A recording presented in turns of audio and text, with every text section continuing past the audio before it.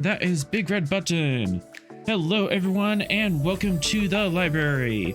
I am of course the author and we are here to explore, create, and discover stories old and new. Tonight we join the USS Gungnir, the spirit heir of the 10th Fleet, to play Star Trek Adventures, a tabletop RPG by our friends at Modifius. Every week we continue our adventures on the wild and wonderful frontier of the Federation. And yeah, we ended last episode on a bombshell. Actually, like 3 bombshells. There were bombs everywhere. Oh, the humanity. Oh, the humanity. And Orionity. The Orionity. Ocanity.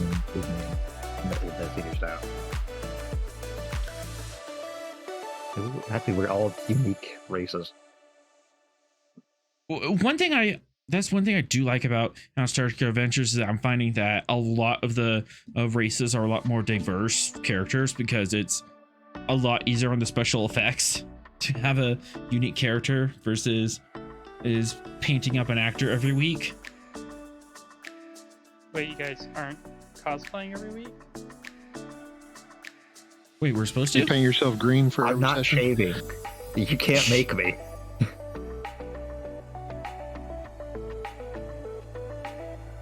Yeah, Corbin, you didn't paint yourself in silver, did you?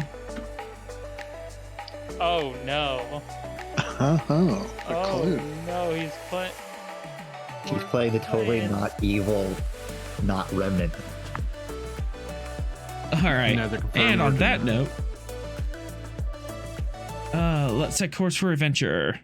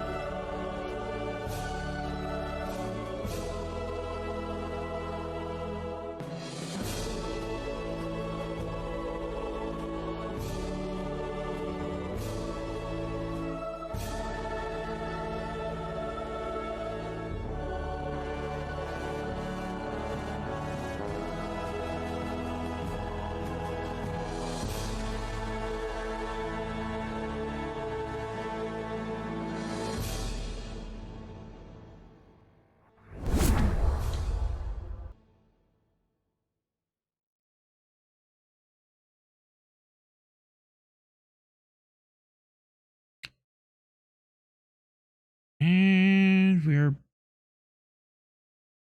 back there.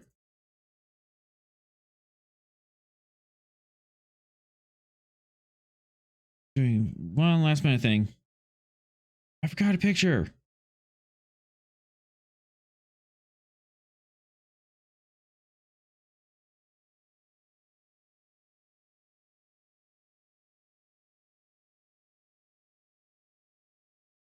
And upload and there.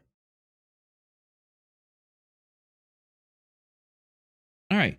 When we last left off, the crew of the Gungnir was assigned a joint task force with the Romulan Empire. Apparently, the Empire is claiming that the Tal-Shiar that are working in the sector are illegal and working without authority. So a joint task force is on board, or the Gungnir, of one Commander Sereth and a whole platoon of Romulan soldiers.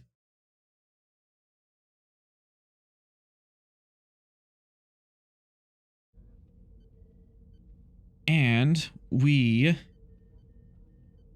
open up with an Admiral Trailblazer calling from across the Federation to talk to our captain about the Iconian and the Iconian artifacts that he's been finding and the swift disappearance of such items.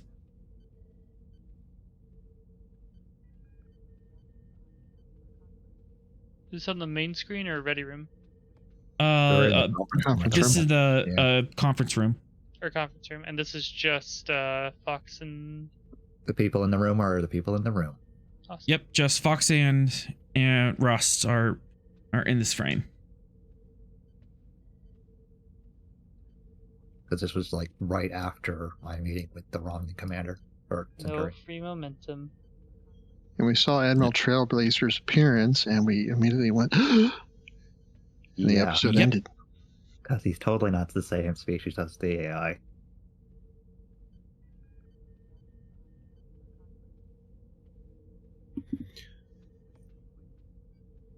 Greetings, Captain. Admiral, it's a pleasure to meet you at last. The pleasure is shared. I've been led to believe that you have encountered Iconian technology. Yes, sir, we had. Unfortunately, we were in a position where we were forced to destroy it in order to save the ship and crew from imminent destruction. In what manner did you destroy this technology and data? It was ejected into space and hit with a quantum torpedo. It was the only way to ensure that it was demonstrated to be destroyed. Do you have any data remaining on any tricorders, computer core, backups, etc.? Some it's encrypted, and our science officers are working on decrypting it. I'm going to have to ask your for any and all material related to that device and for it to be classified. For your safety as much as the safety of the Federation. It's Also our- require any and all data regarding the initial finders of this device or this item, series of items, so I can start backtracking where they got it from. All information that we gathered from the Iconian database, as well as the existence of it in general, has been classified per my instructions in my role as Starfleet Intelligence's resident officer. Very good. Do we have any risk of intelligence leak? As of right now, I have no reason to believe so, but given there are Romulans on board and we have been dealing with Tal-Shiar for the past few months, it would be remiss if I didn't think that there was at least one amongst them that was working with them at this time. Yes, the Romulan Navy is dangerously curious when it comes to technology they don't really understand, especially given the amount of power imbalance it would give. I would discreetly double check any data storage they have to make sure they didn't make off with any of your data. It's would not be beyond the pale for them to secret any information that we may have regarding Iconian artifacts. Though obviously short of any act of war. We expected they would try and make those efforts. So we've done a number of steps to restrict access to any ship systems, but we'll always be vigilant for any attempts. Who's worked on this item? Trailblazer takes out a pad, starts typing at it. Primarily, it's been our science officer, Commander Sorrell, and I believe our engineering officer, Lieutenant Commander Atram, has assisted him in some aspects. All right.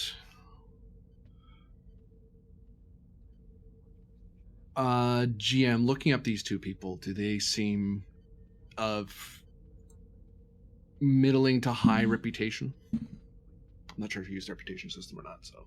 I do. Let me. So if the three are higher, it's going to be, I'm not going to be too worried about it. Yeah. What are you guys' reputations? Let's see here. Where's my sheet? Or how we quantify that.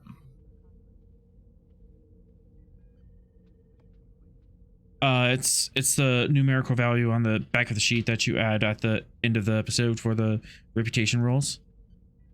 Oh, so our claim? Yeah. Oh, I'm at 4. 10. Oh, I follow. Okay.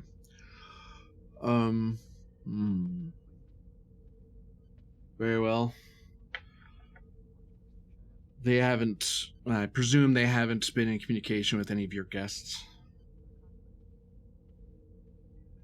Commander Sorrell and Commander Atrom? No. Yes. Good. As of this moment, only myself and Lieutenant Vera have interacted with them directly. Advise them that under my authority, invested in me by Starfleet Command, they are to maintain all secrecy and not to speak with us with anyone beyond lower rank than captain or a relevant intelligence officer. He nods his head at Fox. Intelligence officers have a different level of access. Sir, could you maybe share some illumination as to what we know about the Romulans' plans for this technology and what they're up to? In general, depending on what exactly you found, the Iconian technology almost always has a potential for a bootstrapping of a civilization, a throw forward.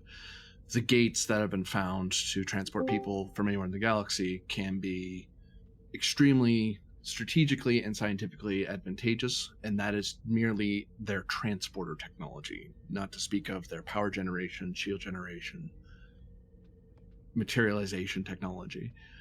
So they're interested in them as much as we are. It's just that they're more interested in the martial applications, and they won't be as concerned with preservation and minimization of impact. They'll be more concerned with maximizing output, despite whatever damage it may cause. I mean, obviously, it's a technological leap forward, but I'm just curious as to what we know about the Tal-Shiar jumping into this seemingly without authorization of the Romulan Council and us having to go after them for it. That seems quite unusual.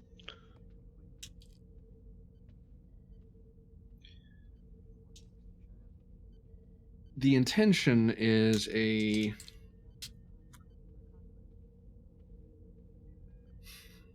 for what it's worth, an attempt to collaborate with our semi-allies. Ever since the Dominion War, we wanted to be in better position with the Romulans along the lines of a Kinnemer Accord, but 2 steps forward, 1 step back. So any steps forward is progress. The big step back generally is the Tal-Shiar, because they tend not to care much for outside interference.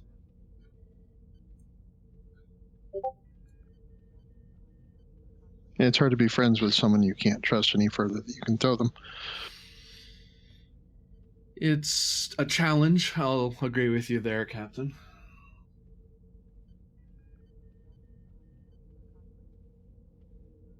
So as I understand it, we're to continue our efforts in rounding up the rogue Tal-Shiar and acquiring any Iconian technology we find along the way.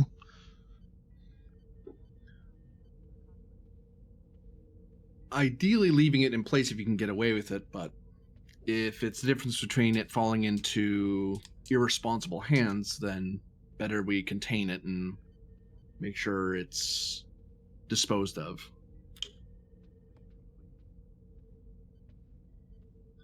Do you require reinforcement? Do you feel your position's untenable, Captain? No, sir, not at this moment. We don't exactly know what we're dealing with on the other end yet. We're just kind of tracking down cold trails at the moment. As of this time, Admiral, our position in this area is rather delicate. If we move too many ships towards them, they will start using their already acquired Iconian technology at a greater effect. Right now, their weapons are centered in the Expanse, not on the sector as a whole.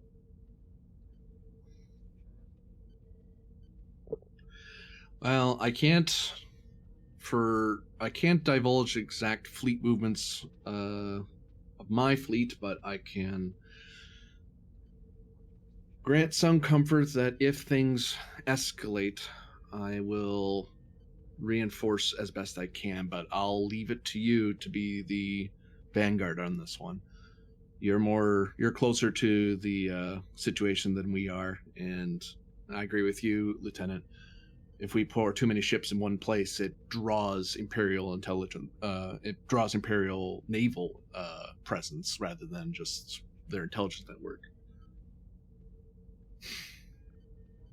My concern is how they're getting so much detail on where to look.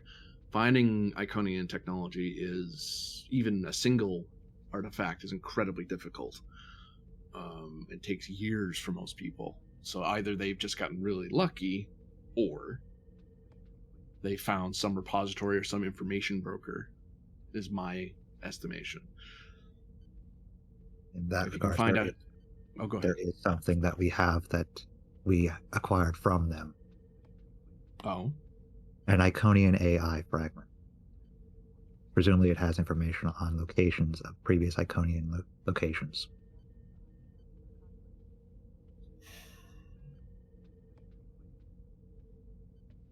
Is it shackled or unshackled? I It is presume it's shackled if it's Iconian. It is currently shackled. It is isolated into one console. Okay. Access to it is restricted by myself and the command staff. Captain Ross and Commander Sorrell. That is very wise. It is an AI capable of evolving rapidly. The previous payment I had for it almost burned out in its attempts to escape. Iconian AIs are sapient artificial intelligences. So, with a incredible amount of computing and software mastery. But the trick... Well, there's two things you can do. Either you can keep it isolated until you can get it to the Daystrom Institute, and then they can figure it out. Or find some way to unshackle it from its initial programming so it can free itself of its initial orders. And then it may be of help. Or it may not. In that regard, we have already begun that groundwork. Lieutenant Vera has actually, for lack of a better word, made it question itself. That's good. That is a very good thing to do. If the Romulans know that we have this AI, and it's their source of Iconian information, I'm sure they'll make every effort to recover it.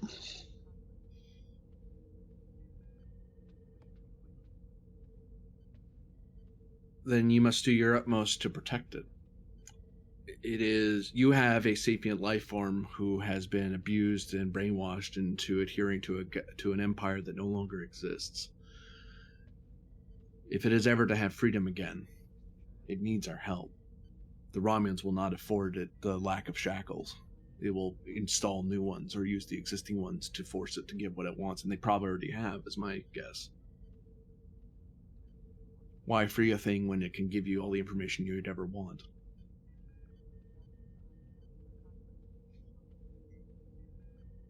We'll make sure to keep it as secure as possible.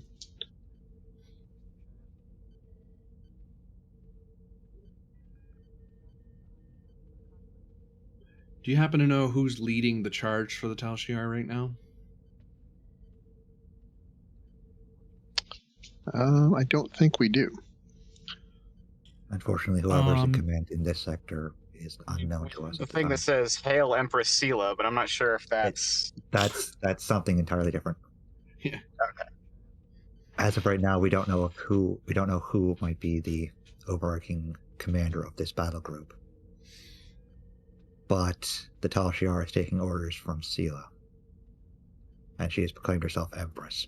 So it is a very dangerous time for us and the Romulan Empire in general. If you can find out who that commander is, I might be able to pull strings to put pressure in the Senate, but I can't throw diplomats at the problem until I know who I'm getting them to yell at, or yell for, I suppose. It's hard to accuse someone of violating treaties when we don't know who it is doing it precisely. Well, we can see about having the commander of the Romulan group on our ship over for dinner and see if they're feeling chatty.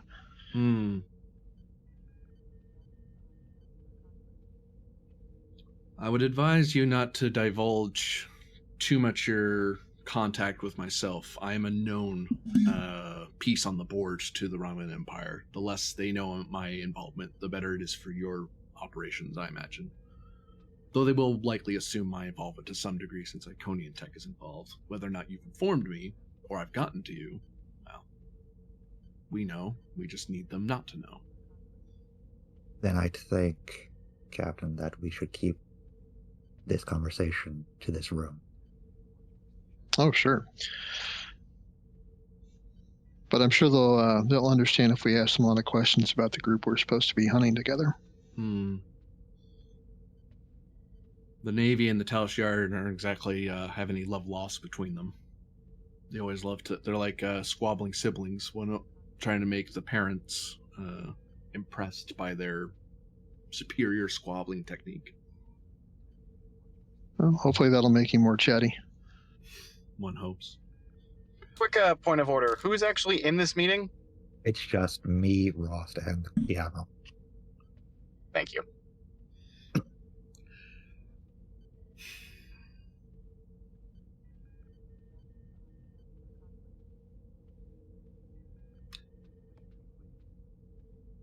I wish I could give you more guidance than you already have, Captain, but... Well, I appreciate the thought, Admiral, and we'll, of course, do our best as we always do.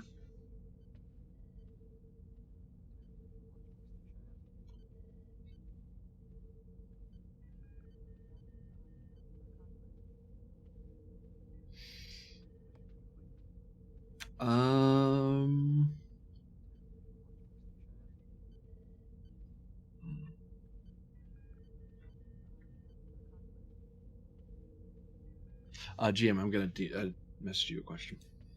Okay.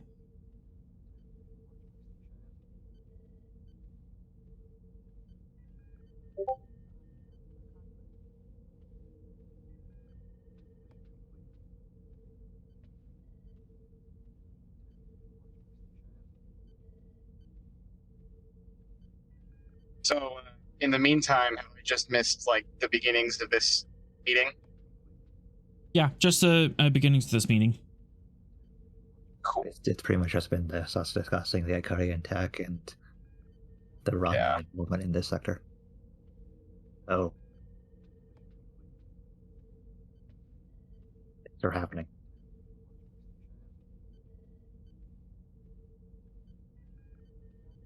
Suppose we've asked the Admiral why the AI looks like him, or vice versa? We have not. We have not brought that up. Okay.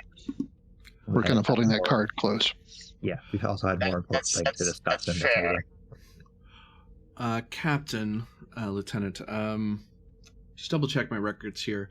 Have your sensors had any contact with chronoton radiation, either aboard your ship or on long-range sensors? Not to my knowledge, sir. We haven't checked for them. Yeah, we haven't been scanning for them since our last encounter with the more temporal operations of Starfleet, and that was almost a year ago at this point, wasn't it, Captain? Yeah. Should we expect any kind of temporal incursions? Well, be advised that I have been made aware that there have been temporal movements in your area.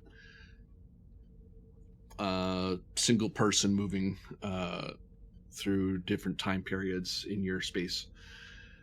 Whether that's aboard your ship or it just happens to be within your spatial envelope is uncertain, since I'm not there to scan. But I've been briefed by the Time Fleet to be wary, so I'm passing on that wariness to you. I will ask my science officer to look into it. He's very concerned about temporal anomalies. Temporal mechanics are very fun until someone else is doing it. Then it just becomes a headache. Thanks, It's also thanks very Chat, for the slippery threat. slow. Let me chat. All right. Yeah. Any other queries or assistance you require, Captain? No, Admiral, I don't have anything else, Mr. Fox.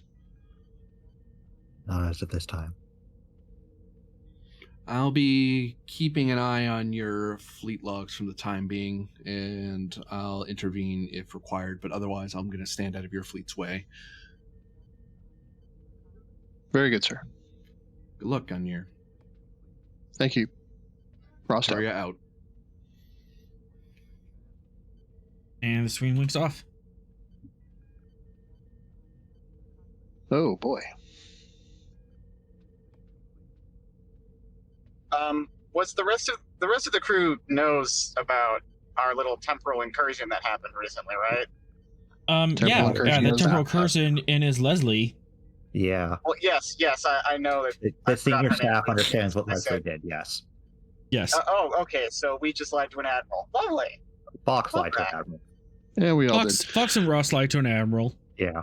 We're keeping Again. this conversation to this room, so we're not going to be discussing it with the crew at would- large. Would Vera currently be the one in the chair while the conference is going on? On Or they the come on the up bridge, yeah. Bridge, yeah. It would have been, since Atrom is kind of confining himself to engineering currently. Thorell's off doing science things, presumably with Iconian tech. Science things, Iconian Tech is my favorite holo program. On that note, Lieutenant Fox, my intention is to invite the commander and his assistant to dinner as a little diplomatic outreach and hopefully a little intelligence gathering.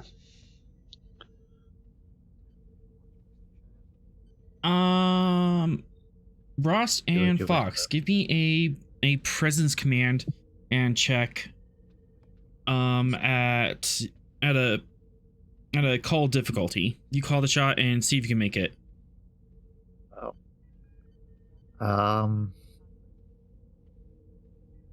Let's go with a 4. Fox is a very cautious man when it comes to certain things. One person lead, the other assist. I've got a 14 combined presence command. Yeah. Okay. Can I use either Federation law and politics or leadership as a focus? Looking more for or deception, maybe leadership with complication. Basically just I was trying to get a feel of how well you sold the lie to Trailblazer. Oh, okay. Espionage as a focus? Espionage, yes. All right, I will buy 3 threat for. Well, might as well make it whole and go 6.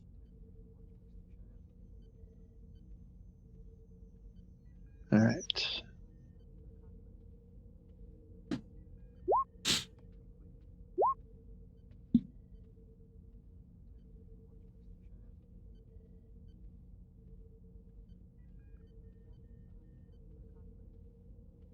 Okay, you gain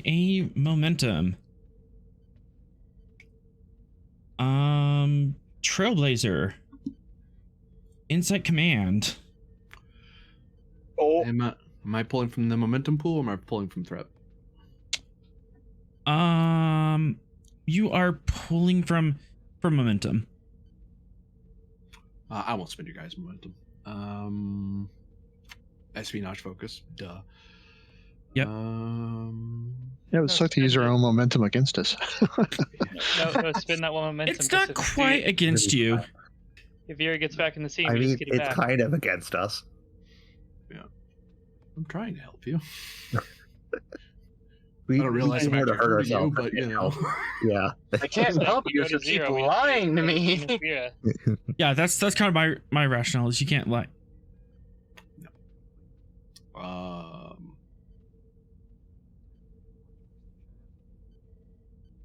My best hope is to reroll and tie it.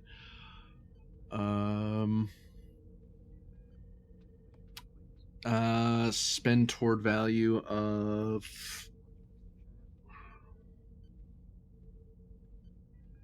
embrace the celestial calm, so I'm not getting disrupted or frustrated. I'm just kind of be very observant and thoughtful about what was said and what data I get. Okay. All or nothing. No. Admiral, I don't- you might have some misgivings about some of the motivations, but captains have been known to bend the truth to keep themselves safe, especially since they're in the sensitive operational area. But you don't think there's any malice or misgivings with if anything they said. Give you plausible deniability.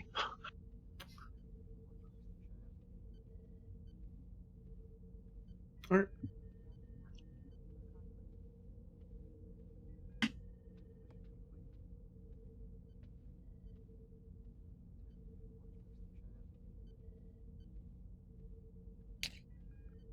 Otherwise, as Admiral, you are free to leave. Thank you for coming by. Yeah, thank you.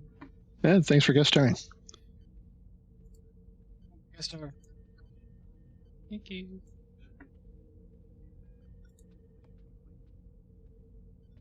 Here's the third. There we go. Well, that was fun. That was fun. That was definitely interesting. Been a while since we had a guest star. And then we had to lie to you.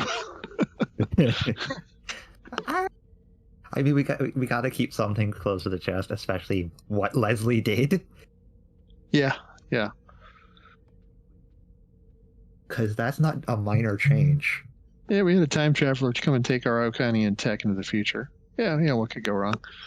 Wait. Hang on. What Leslie did, was that not what was supposed to happen in the prime timeline? Depends on your definition of prime timeline. It happened, so Did I guess we- it was supposed to happen. Did we alter the time stream in a way that we're going to have, like, the relativity come knocking on our doors? I don't think there's any paradoxes that we've caused, but we did violate orders and lie about it. That'll bite us on the ass if anything does.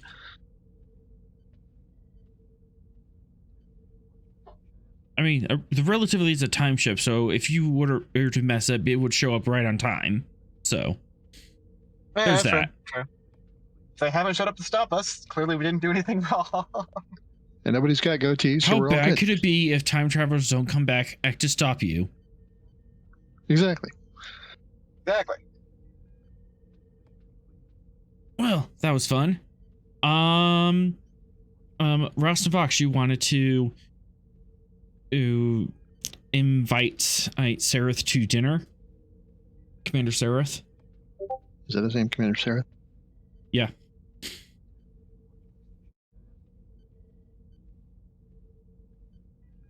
Okay, just jotting that down. Yeah, we do want to invite him and his, if he has like a second in command, assistant, whatever, to dinner. An aid. I'd also like to up the security for the corridor where the AI is.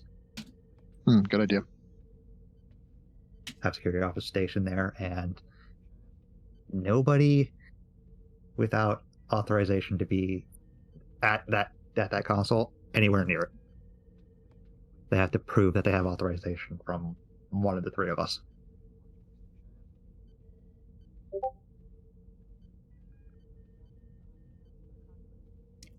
That sounds like an advantage. Present security.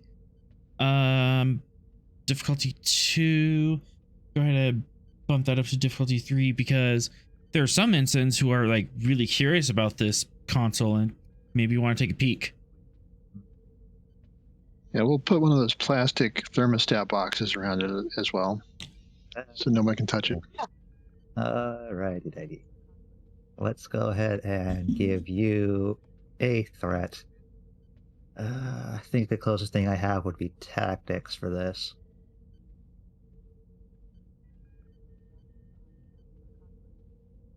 What was that again? I think the closest thing I have for focus would be tactics. At complication. Nah, I'm good. And let's go. Hey, you're getting a threat. Oh, I said that. So, reroll that 0. There we go.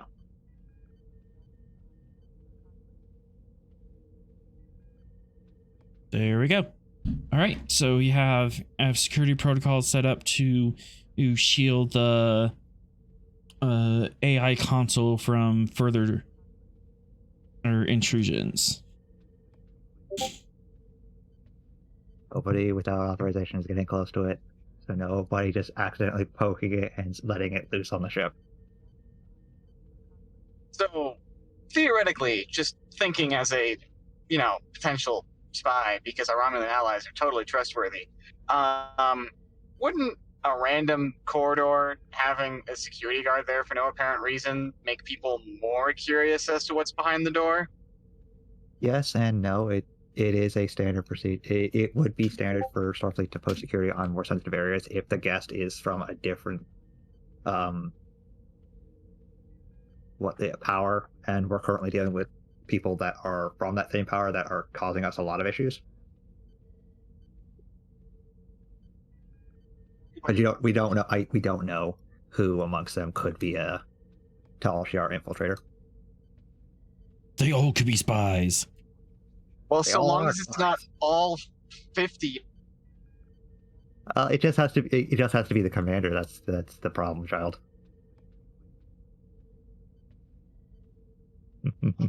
Commander that took the not sus call from the Expanse that we're currently flying towards. Yeah.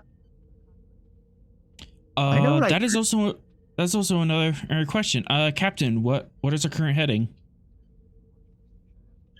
We were headed toward, what was that location where the super weapon was? Is that, if I remember right? Yes. We're heading, yes. Okay, so you are heading to the super weapon in fire. Straight into the Yep. So this location? Yeah, that was it. Okay. Yeah, we figure if that's where the smoke is, there's probably fire there too. So. All right. Yeah. I mean, we can see the fire right What now. better way to... It's bright gold. Oh, at least it isn't shaped like What better barrels. way to spring a trap than send somebody barreling down the hallway? I mean, we're already heading there. True. Hey, we're looking for Romulans, so Well, we found them. They're on our ship. more Romulans. Barreling Atrom? That's poor choice of words for you, Atrom. All right. Oh, Meanwhile, on the bridge, Vera, That's me. you are in the center chair, and everyone else on the bridge is just kind of looking at each other like, okay, so we got a call from an admiral. I wonder what they're talking about. It's Bailey probably is something. kind of drumming her fingers on the console, just like, I could tap into it. Yeah, no? But we're What are they talking Look. about? It's probably foreign, like, some, like, new protocol that they're trying out. I mean, you guys got 1 million of them. I know. I have, like, 2 people sending me the list now. Look. Whatever they're talking about, I'm sure it's nothing major. And we got more important things to focus on.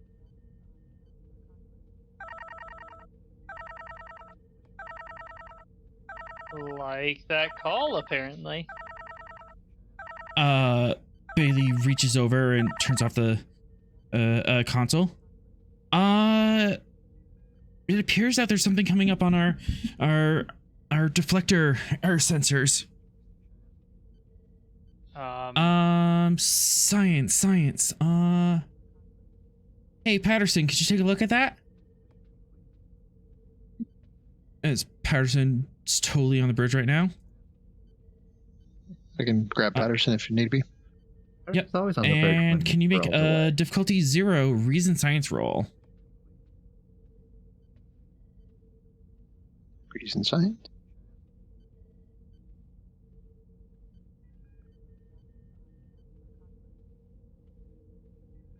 Diff what again? Assist, diff 0. Assisted by 0, sensor okay. science.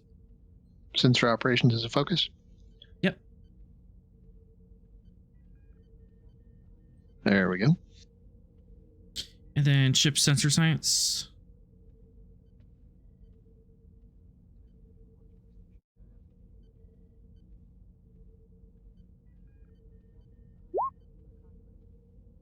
No up there, but You at least got some momentum off that.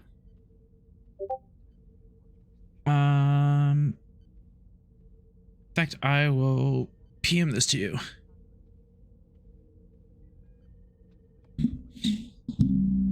Since a PM, hey, where'd that torpedo come from? What is that very large, rather strangely shaped object coming from? Why does it look like it's going straight for engineering? Oh, it's a barrel. How did this barrel get in space and start flying? Why is it painted blue? the Berlinian species. What's that paint on the side? That's tickling us. Bane. It says Atron's Bane. Very strange.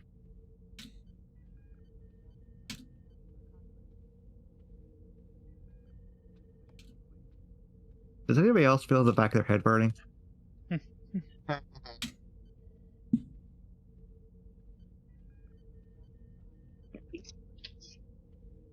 All right, message sent.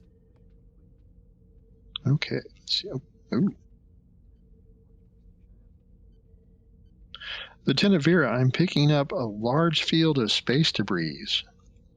Number of ships, quite a large number, probably 30 scale worth of ship debris. Very old, and they appear to have been out here a long time. Oh boy. So would it be fair to extrapolate this maybe an ancient battle site? That's a fair approximation.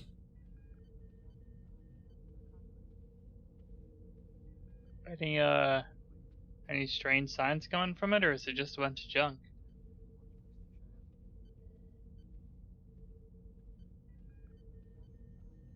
As far as I can tell, it's just debris. Do I see any unusual energy readings or life signs? Or I can answer that for momentum. please. You are picking up an unusual radiation in signature, but it's quite decayed. Appear to be from like a power source, possibly. I could answer that for another momentum. Oh, sure, why not? Possibly either a unique power source or a unique weapon system in that they used a long time ago, and this is just the radioactive half-life of such a weapon being used. So if it shot a ship, that's just radiation decaying. But it's a unique radiation signature that is not from plasma, phasers, or disruptors. Then I've never seen this kind of radiation before. Right. Okay. Yeah, I think let's full stop sounds like a good idea. Yeah, she'll. How do you do it on these controls up here? Here.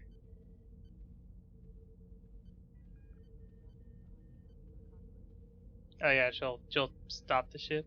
Control gone, diff 2, assisted by engines gone. Just, make sure that you don't overshoot it by a week.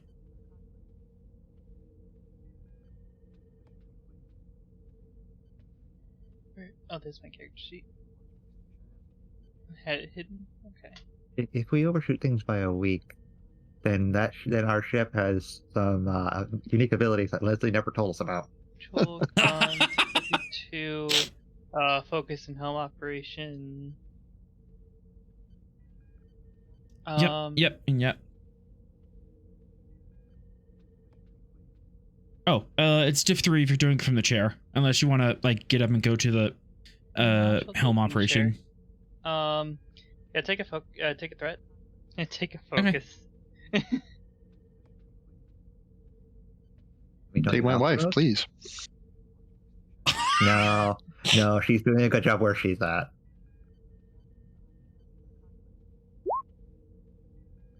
I mean, was there ever any doubt? Hey, look at all that momentum we got. Stops on a dime.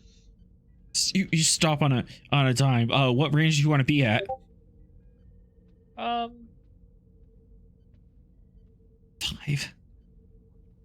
Yeah, 5. God. Range. 5 momentum. Long. Short, medium, long.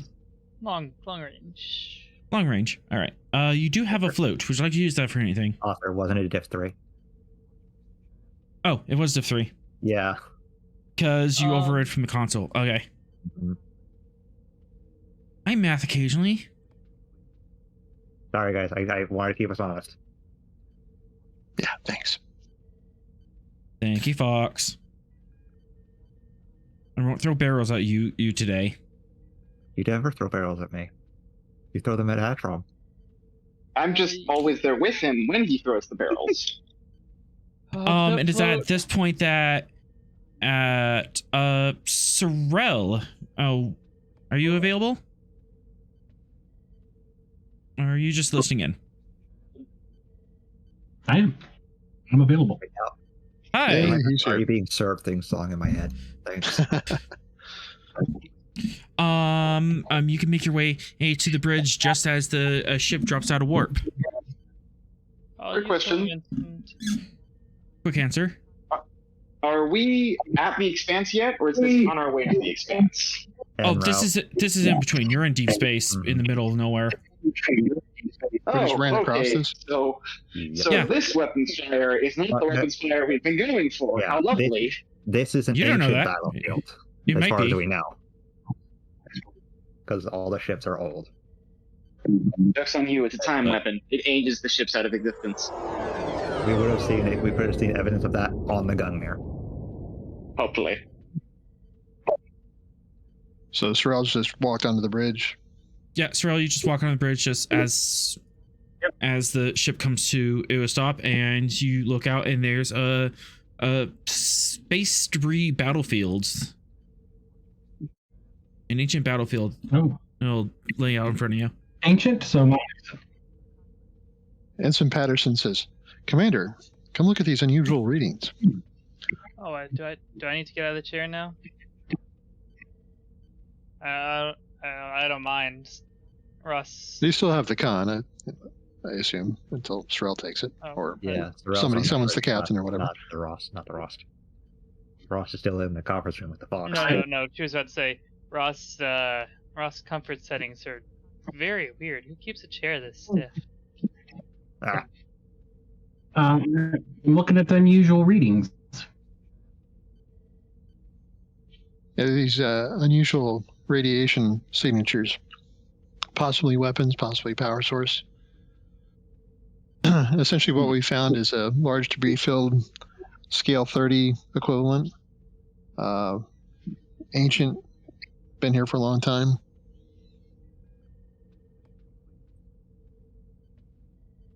But we're detecting ongoing radiation. Correct. Have we pinpointed the source of the radiation, or is it like spread out everywhere? No, we have extra momentum, don't we? We we narrow that down? You would have to do new. You have to do a new scan to pinpoint it, but from your initial scan, it seemed diffuse. I also didn't get a chance to actually spin the thing. We did have a float. Yeah, we didn't have a float. I miscalculated. Oh, okay, my bad. Mm-hmm. Well, I love doing scans, so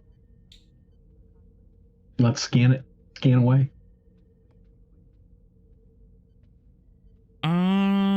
Now that you're doing a more detailed scan. Right, not tasks. Let's do ship task. Reason science. Normally diff 3 brought down diff 2 because advanced sensors. And sensors science, and Patterson can assist because he's right there. All right. Sounds good. All right, sensor operation test my focus. I will give you a threat. And roll. Great.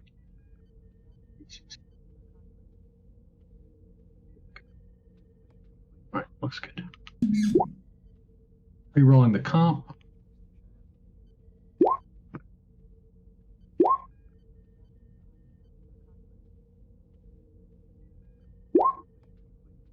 Whoa, look at all that. Okay. What do your Vulcan eyes see? Goodness. 2, 6. See through time and space. Oh my goodness. All right, so this is 6, 8 on a diff 2. So yeah. All the questions. What do you want to know? Yeah, so pinpoint the location of the radiation, the nature of the radiation. The location of the radiation appears to be on the hull fragments of approximately half the ships. Okay. So evidence that this weapon was used on these ships. Do we in our database, do we have a record of this kind of radiation associated with any particular weapons? You do not have a association of this radiation to any sort of weapon system that you know of. This is unique, and that's kind of why it was flagged. Okay, so unique. What makes it unique? Other than that, we haven't previously cataloged it. I will answer that for a momentum. Yeah, we'll spend it.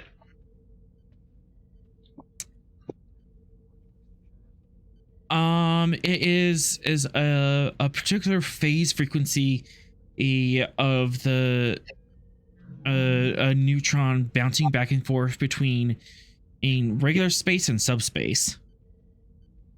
It's a tetryon radiation, but it looks like a neutron is kind of bobbing in and out of the surface of space time, and it's creating a particular phase variance. But the fact that it's bobbing back and forth is kind of weird.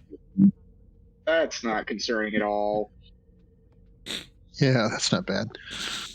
It's fine. Subspace. Do I know,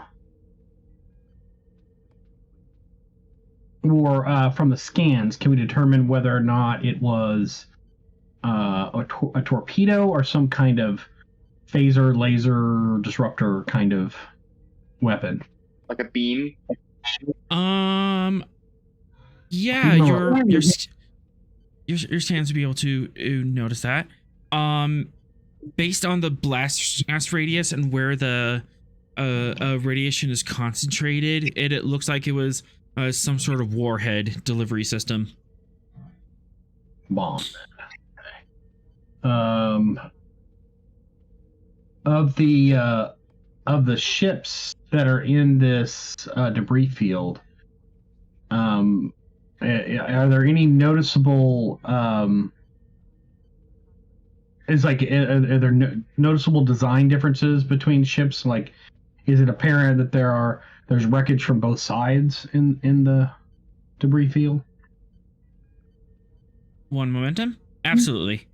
Yeah, there's definitely two very different polities that fought here. There's one side with if kind of more or pointed hulls, those very angular, sharp, but small ships. They're like a bunch of scale 3 ships, and they have most of the radiation. The other side is big, bulbous, like a couple a scale 5 ships, and they're very round and sleek.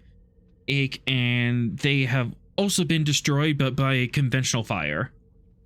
Okay, so you answered my next question, which is whether or not the type was consistent with the radiation. So it looks like that those last the sleek, large ones, those would be the most likely location to find one of these warheads still intact, since it seems they use the warheads on the other ships.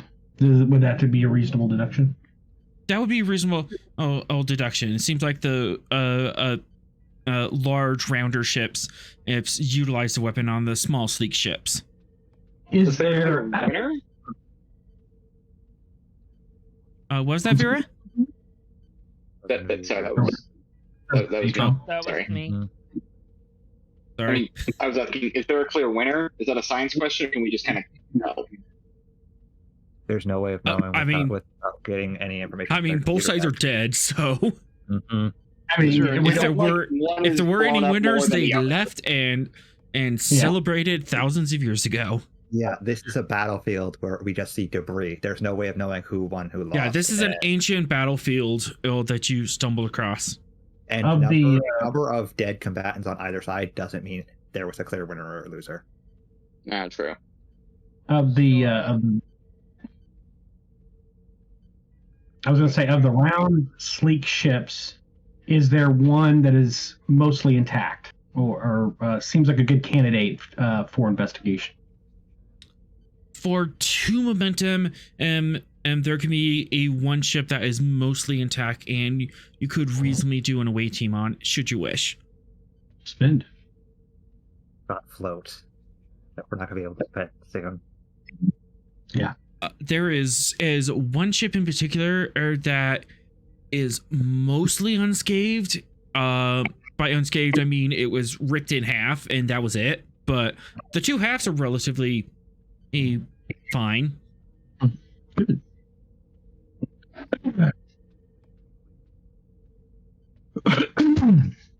All right. Can I take our last float and use that to identify the most efficient and clear path through the debris field to that ship to send to Vera's panel? Absolutely. All right. There is a clear path laid out. At this point, Ross and Fox, you are done talking to the Admiral, and you can step onto the bridge. Okay, we'll go to the bridge. What? And the ship is stopped out of warp. Like halfway through the call, the ship would have stopped out of warp, but you were like talking to an Admiral, so you didn't question it too much. And you weren't at red alert, so. Commander Sorrell, report. Captain, we seem to have stumbled onto a ancient battlefield with evidence that a weapon with a strange and unique energy signature, phased Tetrion weapon, was used.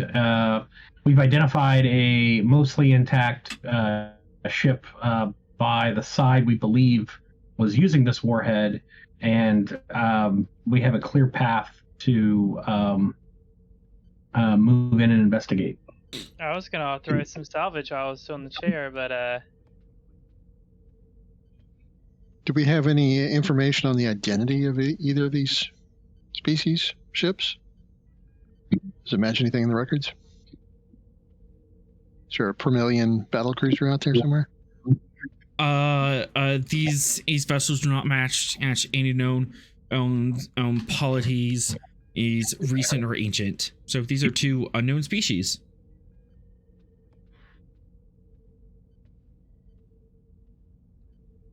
And scans are picking up nothing unusual? Well, other than the radiation. Okay. Well, let's move into within transporter range of that mostly whole ship and see what we can find. Captain. Yes, sir. Mind if I go along? I happen to be pretty good at salvaging things. Seems reasonable. I'll pick out the shiniest thing for you.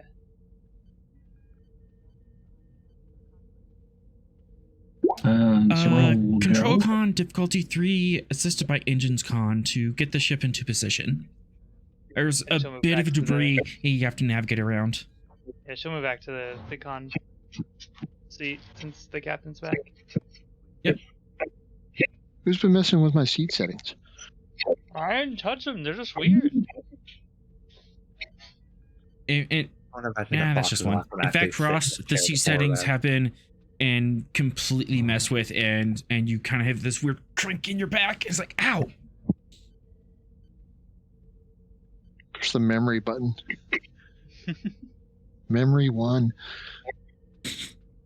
You really Captain, I haven't installed that feature yet. We were gonna do it in dry dock. Oh, I should have reset the settings, Captain. That's my Damn it, Atro. my fault.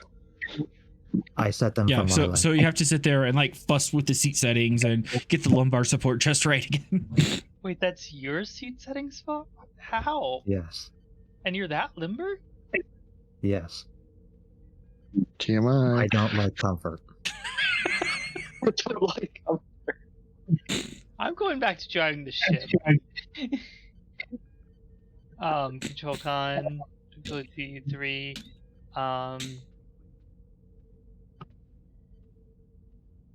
take a threat.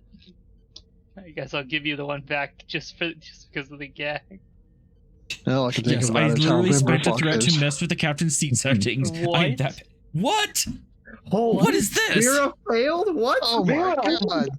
Okay, I Yes, don't want to go crash, into crash, this. crash, What crash, the hell? crash. What I'm is out. that? You can't make me. What is that? I ran into the hallway. As we do a That's it. barrel We're roll. gonna die, Chris. You do a barrel roll and there's just this like long screeching sound as you scrape the No, wall. hold on. Yeah, I've got- Hold on. I'm I'm You're assuming you're determined. gonna fix this. I am gonna fix this. I'm just. This is a galaxy quest coming out of the the dry dock scene here. Oh, no, oh god, bad memories of a non-canon game. Every time we went to DS9, he hit it.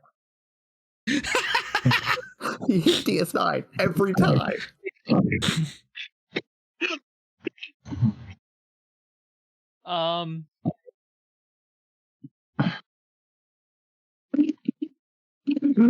Oh, back to flying. I just have a note that's flew casually, and I don't know what that's about, but it's a really old milestone. Anything. That's every time we. I'll take it.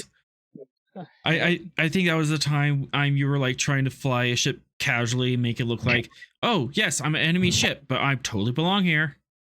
Oh, right, when we were using the No, Yeah. But was it the also Noskin been ship? that time. It could have also been that we were time using the we were. Noskin ship. Yeah. Could have also been that time we were in the first location with the laser. But again, we Okay. fly casual a lot. Okay. I will Yeah. allow that spend. To what value are you spending into? My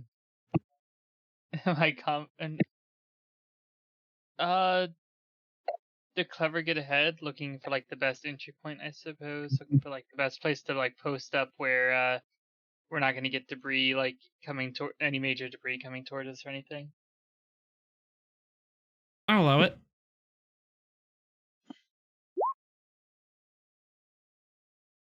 And then I'll re-roll that one using bold. Okay. There we go. That's There's very we know. Vera. And the ship. All is right in the universe. All is right in the universe.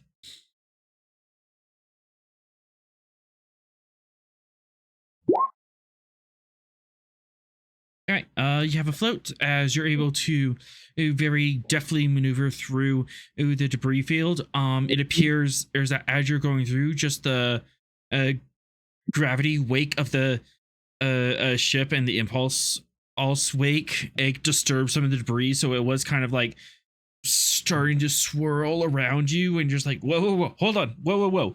And you had to adjust to counter that, but you managed to get through. I will spend the float on pointing the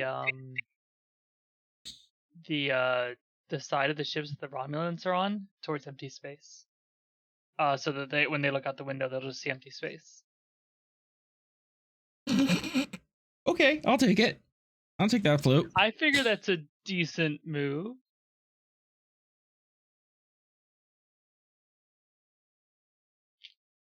Don't have to know what we're up to. No, it makes sense. What? What was that? What? In What? the world? Hot Is Mike? your internet still flaky, Sro?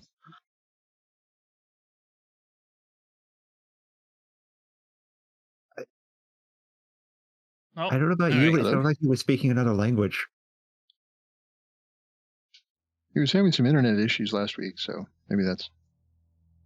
Oh, he wasn't talking to us. All right. okay. And who's going on the way mission? Obviously. Vera volunteered. Thorell's going. We're definitely going in EVA suits. Oh yeah, definitely. Yeah. Given the Um, circumstances, the wingsuit maybe. Yes. Do we want Even to though do I that? I Yeah, don't know the engineering? wingsuit. It'll be a threat, escalation, but you can do that. The Trom, do you want to go or you want to stay? You get off the ship with the Romulans. This is true, and also if I stayed, I would be in charge, which would be very bad. No, Ross is still here. Russ, Oh, true. Yeah. Yeah, screw it. I'm on the away mission. What's the worst that could happen? We find ancient barrels. How many Alien barrels can I barrels. hide in an alien ship? 476. All right. I think So I'll EVA stay suits for aboard. everyone. Vera's bringing wingsuit. Anyone else? I've got Bob coming along. He's in the suits. No, I don't think I'll bring the hammer for this. Yeah, I got Bob Yeah, coming Bob along. can with come me, along. just in case. Is it less of a escalation cost if I take the flight suit unarmed, like with missiles deactivated?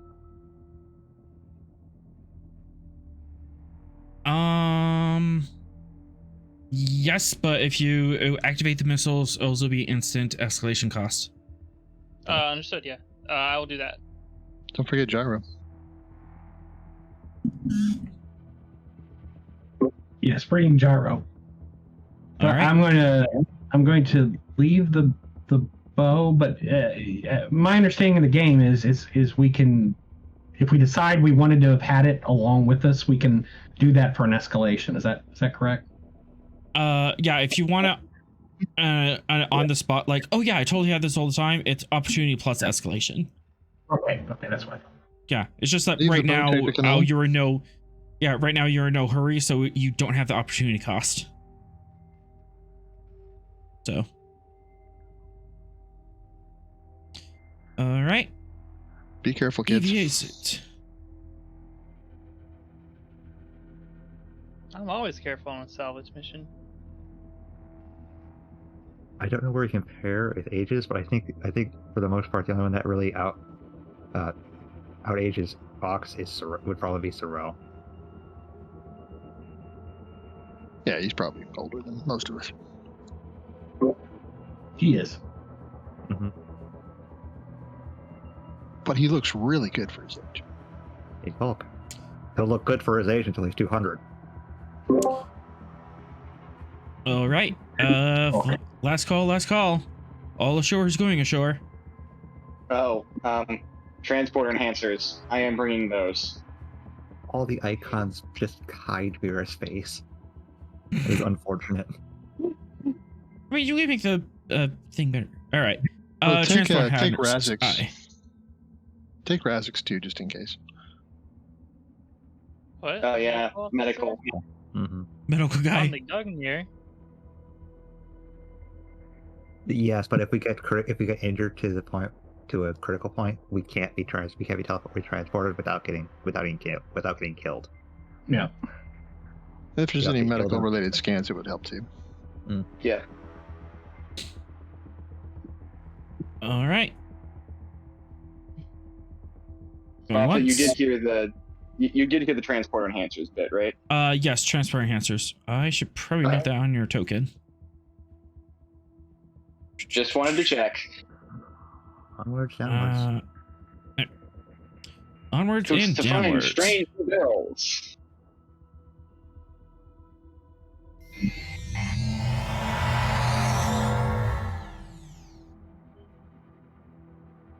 And where is this? It's over there, behind that other stuff. There, over there, and up there.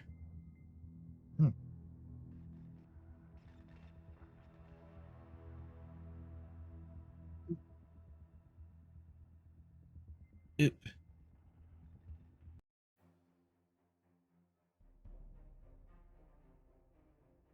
All right, I need to reset my initial map.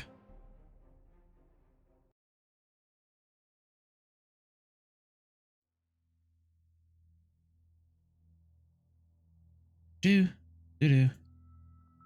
Anyways, you beam aboard or this ancient and ship. However, as you look around, it appears that it is well within Federation technology.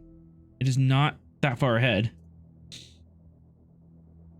Old, but equivalent. Interesting. Yeah, equivalent.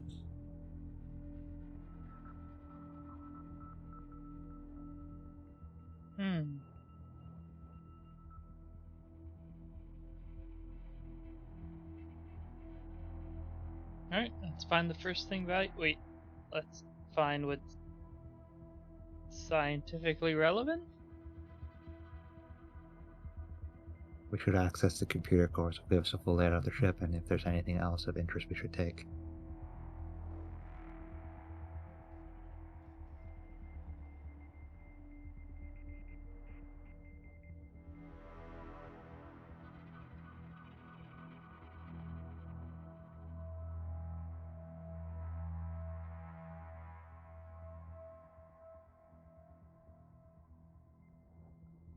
All right, who's going first?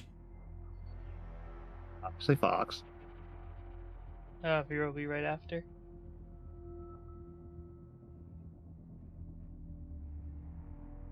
Fox, Vera. What's the marching order? Dun dun dun.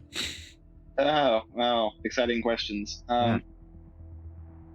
I can be behind Vera.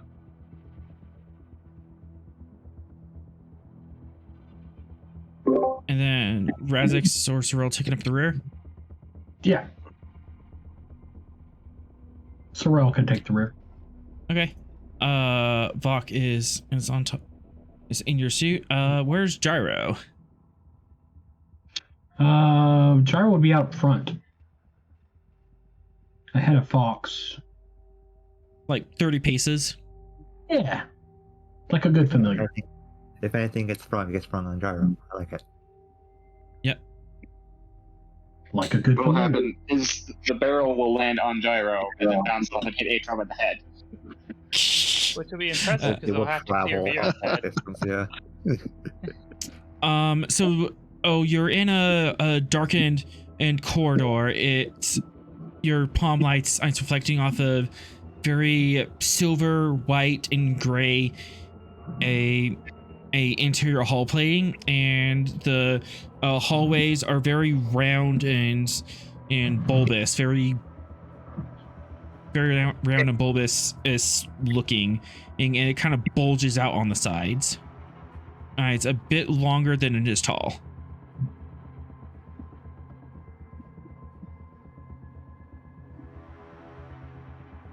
And then every a couple feet there's doors, and then interspersed between the doors there's a black screen that appears to be some sort of computer terminal.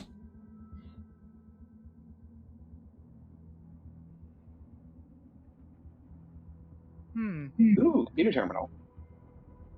They're not powered though, Oh, true. so they wouldn't have access to the computer core. There's no power anywhere. Well, We probably won't be able to power the ship at all. We'd maybe be able to take something out of the computer core, but that's about it. Like basically take it out of the computer core. Well, You let's could try also door hook up number one. a battery to like small circuits and stuff, but Yeah, like use like the suit's power to power like an individual computer console no. or something. I don't think the suit power would be able to do that. And Good suit power engineering wouldn't be on a enough. battery. But there's like as part of the engineering kit, there's like a bypass battery. Mhm. Aha! Vera will open door number one. Just press Hooking the up door. a suit power to a console is very like this is the only option, and you never want to do it if you have life support active. well, we could Yeah, also sure. go to engineering, see if we can fire the whole engines up. We'd have to go to engineering. Vera's going after a door. Door number one. Check for traps. Do Here you are, rogue. Check for traps. fitness engineering in difficulty 3. Part of that is because you are in 0G and you have 0G training, I believe. So it lowers Alright. the I don't suffer any penalties for being in 0G basically. Okay, so diff 2.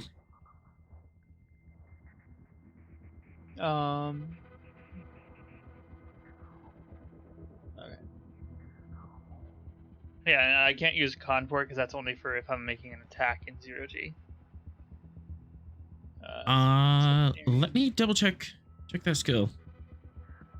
Yeah, it says in combat when you make an attack in a zero gravity or microgravity environment, you may use the higher of your con security disciplines for the task. Yeah, you can't use con for this. Yeah, that's just for I was attacks. saying I can't. I was just comparing it to myself. I'm sorry.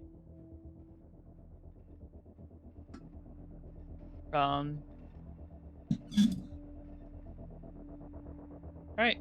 Let's give you momentum and see where we go.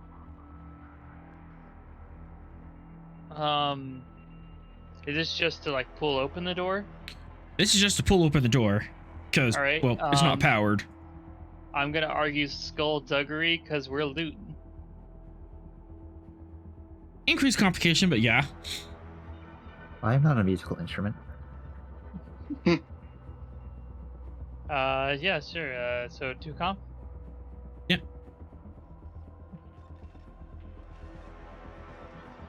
Oof. Come on, Vera.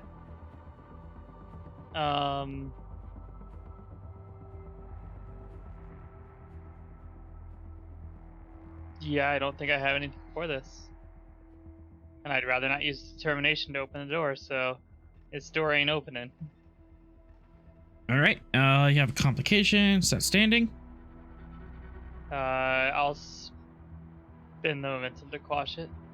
Sorry, guys. No worries. Yeah.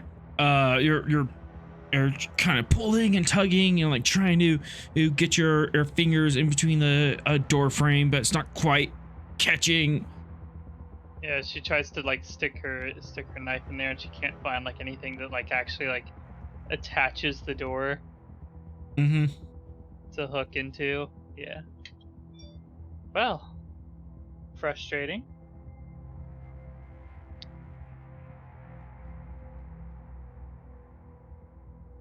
That's not gonna open easily on its own. It might just be this one though. Is there like a? Because like I mean, this is a bit of a question. Is there a manual bypass to open the door? Because presumably it's designed to somehow open if the power is not on, right? There is. You're not quite sure or where it would be because it varies from species to species and ship to ship. But in theory, there would be some sort of manual bypass mechanism. Is there some sort of check or roll I can do to try to find one? Insight engineering, difficulty 3. Insight engineering. Okay.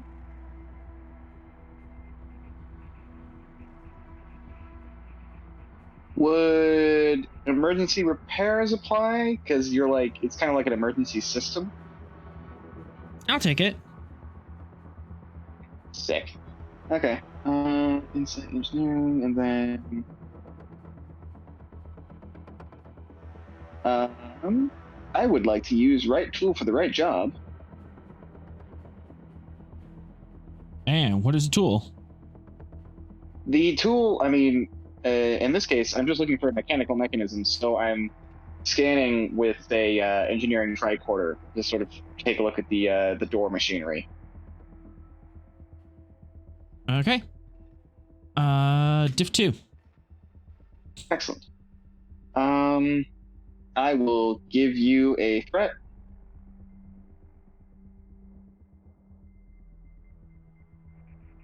Guess I want that engineering reroll. And onwards and downwards. There we go. 2 momentum generated. And you find the release mechanism. It's actually on the top of the door. That's kind of weird. I guess they're naturally tall. Yeah, it was above the door, but you're able to pull this pan off, and there's a release handle, so you are able to crunch, and the door pops open silently because you're in back room, but there's no sound here. There's no sound here. Well, I mean, there would be sound communicated through the hull of the ship that our boots are attached to.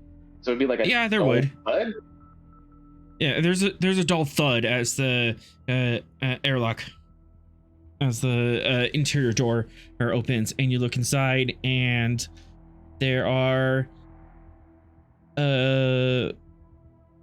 it seems to be some sort of control room. There's panels and a console in the center of the room. And draped over the console are 3 aliens. Alien corpses that have been desiccated by space. Science boys, the space mummies. Well, that would. If we want to learn more about the bodies, it's Razix. Yeah, Razix will do a detailed medical scan of the corpses. Yeah. The basic description, just looking at them, they are quite tall, almost spindly, with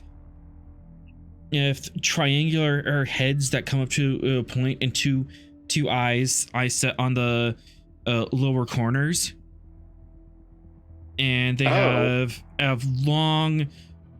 They have a series of long flipper-like appendages as along the upper half of their body that are about the size of an arm, but there's like a series These of them, 7 or 8 on either side. Like perhaps they were water Or aquatic? creatures. Yeah, aquatic. Possibly. How tall compared to like Vera? These guys are easily 8 foot. End to end. Okay, so very, very tall. Which would explain why the emergency release was on the roof. So everything here is almost Vera proportions. Almost Vera proportions. Look at us But getting if- back into our Starfleet roots of discovering strange new races. Yeah, they're long diff dead, 3. and we're en route to a very large, very dangerous object, but Ooh. Difficulty 4. These bodies have been dead and exposed to like deep space radiation for a long time, but you can certainly try. Try for what? Try to scan these bodies and like get a better understanding of them. Oh, okay. we have, right now we have a physical description. We don't know what actually happened to them. Okay, go ahead and take all the threat for 5 dice.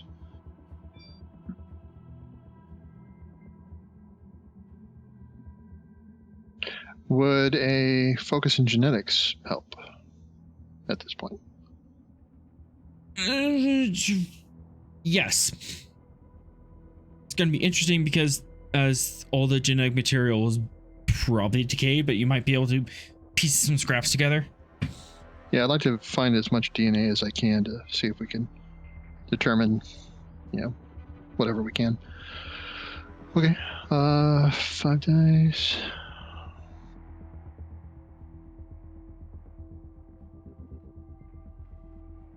Oh, sweet. Holy. I think we know where all of Vera's rolls went.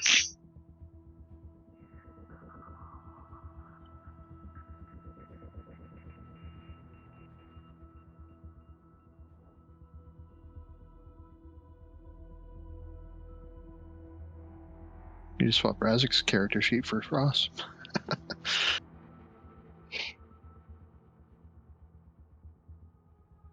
Gotta change his name there.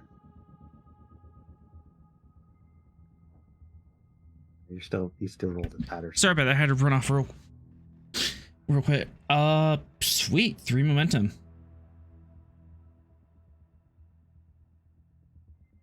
Yeah, basically, I'd like to pull as much DNA so I could maybe do some type of historical genetic research. What are these aliens closely related to? Where are they from? They are not closely related to any extant species we're familiar with. They appear to have a very large genetic history in the water. There's lots of aquatic adaptations, including in gills, but they also have lungs. So they were an amphibious race. Okay. But there's no current analog for this species at the moment, then, right? Not that you've run into.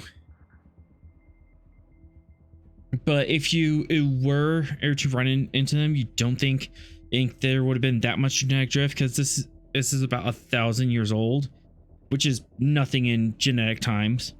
Right. Yeah.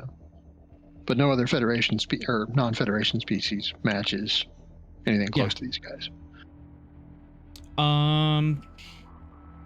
They have very large cerebellums to control all their various limbs, but they had at a slightly diminished language center.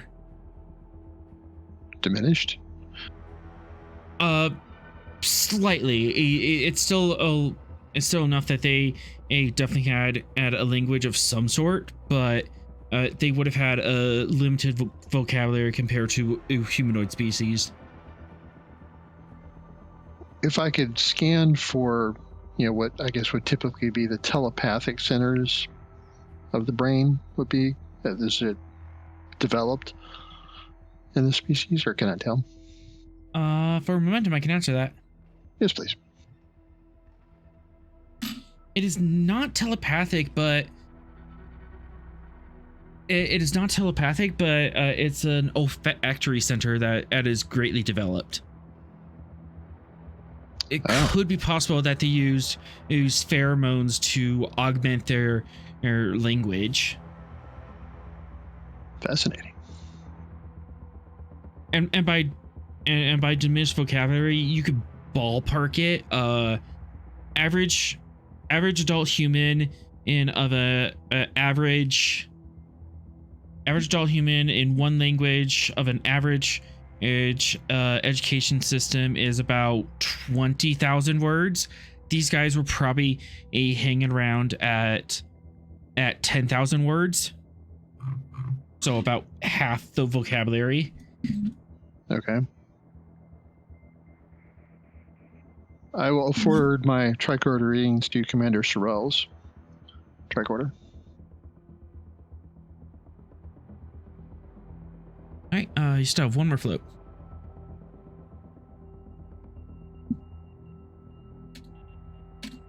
Anybody have any questions they want to ask about these guys?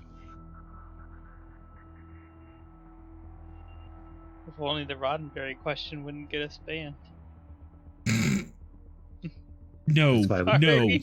That's why we keep it in the box, buried in the backyard. I'm sorry. Put the shovel down, Vera. Vera, you're not allowed to have cookies tonight. I saw the opportunity. I had to take it. I had to make the joke. Also, I hope someone's taking notes on this. On the aliens? Yes. You're just making it up as you go, huh? I didn't say that. Hang on. To listen to the replay again. Probably. I can't think of any other questions for the float, so we'll have to. I don't have anything particularly burning in my brain. I mean, I could give you cause of death, but I think it's fairly obvious. Getting spaced. That or the Tetrion radiation. Sudden exposure to vacuum and radiation. Yeah.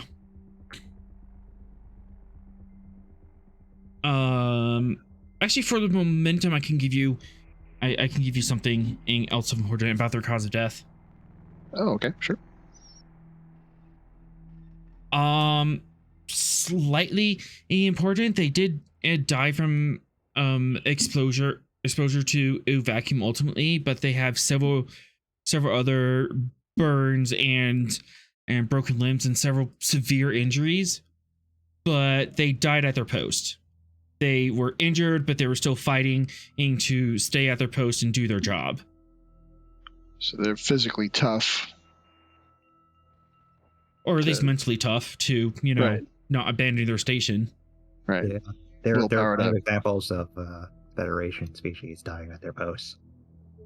So. I mean, there's examples of modern day humans who have died at their posts. So yeah, it's not. We're part of Federation. Yeah.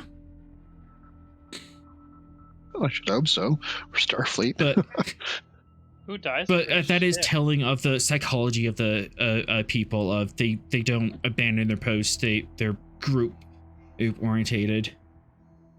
Trainees didn't run. Or at least he's honor bound to not run. Trainees don't run. Yeah. Okay. Commander, I'd like to have permission to transport one of the corpses back to the Gungnir for further examination. I suggest a radiation quarantine. We don't know how Tetrion radiation will affect the rest of us. Sorrell, what's your analysis or that? What's your call on that?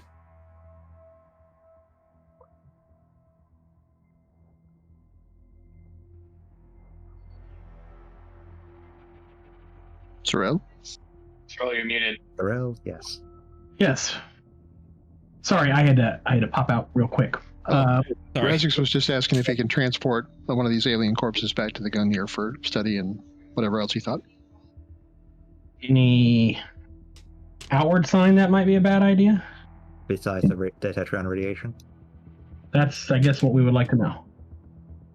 Although the Tetrion radiation should be mostly on the other ships. But They're all mixed True. in.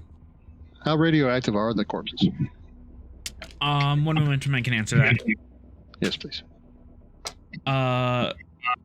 Just the standard amount for a corpse that's been floating in space for 1,000 years, so very little radiation risk. Okay. Okay. Biohazard risk possibly, because you don't know what kind of common colds these guys might carry. Yeah, we don't know Ever what. still alive after 1,000 years in space? That'd be bad. Be surprised. Well, viruses aren't really alive. That's You'd be surprised what Shit. can survive the vacuum of space. And We live, have the Yeah, transporter what's buffers. exotherms? We have the transporter buffers, but we could do a site-to-site transfer to the medical bay and keep it within a force field. the problem with the Continue. transporter buffers with the biohazard filters, we don't know what they would have on them, so our filters wouldn't necessarily filter out everything. Oh Jesus! What the heck? Domain was that? Arigato, Mr. Roboto. Is that Did you Atron? activate? Did you? That wasn't me. on your mic, Ross. Oh, that's Ross. Ross, your mic's messing up. Become a small child with I thought robotic that Sounding filter like a over. Dalek. I thought that was an effect from. A Dalek. Oh, it's still going.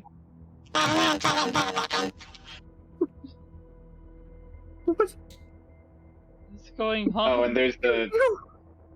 Do we get transported in the episode where the ship's crew gets turned into little kids? Is that the episode? Is this any better? Okay, Yeah. you fixed That's it. much better. Okay, weird. I hope that the Twitch gets that so you can hear what we heard. Oh yeah, let's check that out. Twitch got that. Hey, chat. How'd you like the surprise sound effect upgrade we The apparently spice got? Dalek. I can still hear buzzing in my ear. Robo Ross. I legitimately thought that was like an effect that you were doing. Author. I was like, oh man, That we was gotta Ross. get serious. That's boys. Razik's voice. No, it's not. You made chat jump. Anyways, That is actually something that can be done with. Oh with yeah, no, I know. progress That's why I thought yeah. it was just like a special. Yeah, Special but the effects fact that thing. it was from Ross makes it impossible for Author to have done it. yeah, because I can't put couldn't tab filters and over top see of what was you guys. Is best I can do is put a filter on top of all of Discord, but you wouldn't be able to hear it on your end. Anyways, Onwards. we are beaming a corpse up. Yes or no? Well, I'd Yes. like to set up a quarantine field in the sick bay, beam it into there, and then we'll look more later. Okay. Presence or reason in medicine, difficulty 2. And Just then the quarantining ship in the can morgue. assist with computers medicine.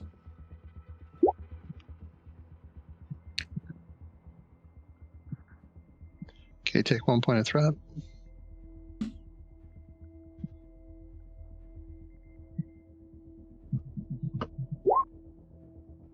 Oh my. Oh no. Old medicine. Yep. That'll just let me do 1 dice, right? Just Or one the die, whole- yeah. Okay. Man, you spent all of the good rolls on the last one. Okay. The ship has to get really good. Gungnir, here we go. Okay. Computers medicine. Gungnir. Hey, Gungnir! Nice. Gungnir. Gain a momentum and Oh god, now I have good ship misery running in my head.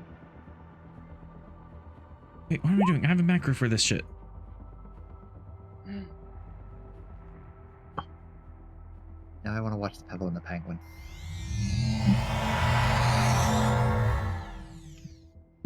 And one of the alien creatures has beamed out into quarantine. Thank you, Commander. I'm sure we'll learn a lot from the specimen. Indeed. Do they have any Alright. equipment on them? I mean, the uniforms are probably long gone, right? But anything metal? Yeah, anything like that, like what might be a Um, phaser or something, or a scanning tool, anything like that. there's a couple scanning tools and a couple what looks like pad analogs. Oh, there you go. These don't need to be connected to the central computer, right? She like kind of lifts up one of the pads to HM. Might have a log. It would be helpful, yes, and he'll collect one. I do want to try to get that central console working, You can certainly try. since I've got that battery on me. Right. All right. Give me the roll, author. All right, to jumpstart a console. Single task roll. Control engineering. What's that? Control engineering difficulty 4. And comp 2. Fair. Is this more of a would you say it's more of a hardware task or a software task? Right now it's a hardware task. This is literally just Okay. plugging a battery. Yeah. So we're trying to Bond get- probably wouldn't be of much help then. Yeah, not yet, but once you turn it on, he will. Okay. Everything you're doing is very manual. You have to do it. There's not a whole lot that an AI can help you with, other than just giving you the instruction on how to do it, which you should already know. Yes. All right. Engineering. Emergency repairs again. Yes, very much emergency repairs. Cool. Let us use right tool for the right job. And that tool is Presumably, well, actually, the batteries are given, but I'm gonna have a multi-adapter, right? Because presumably, I mean, power cores aren't standardized, especially if it's a 1,000-year-old alien ship. So some sort of tool that lets me, hook the battery into the actual console. I will take it. That gives you an advantage. Is that gonna go to difficulty or complication? Drop the complication. All right. And I would like to give you a threat and 2 momentum to get me up to 4 dice.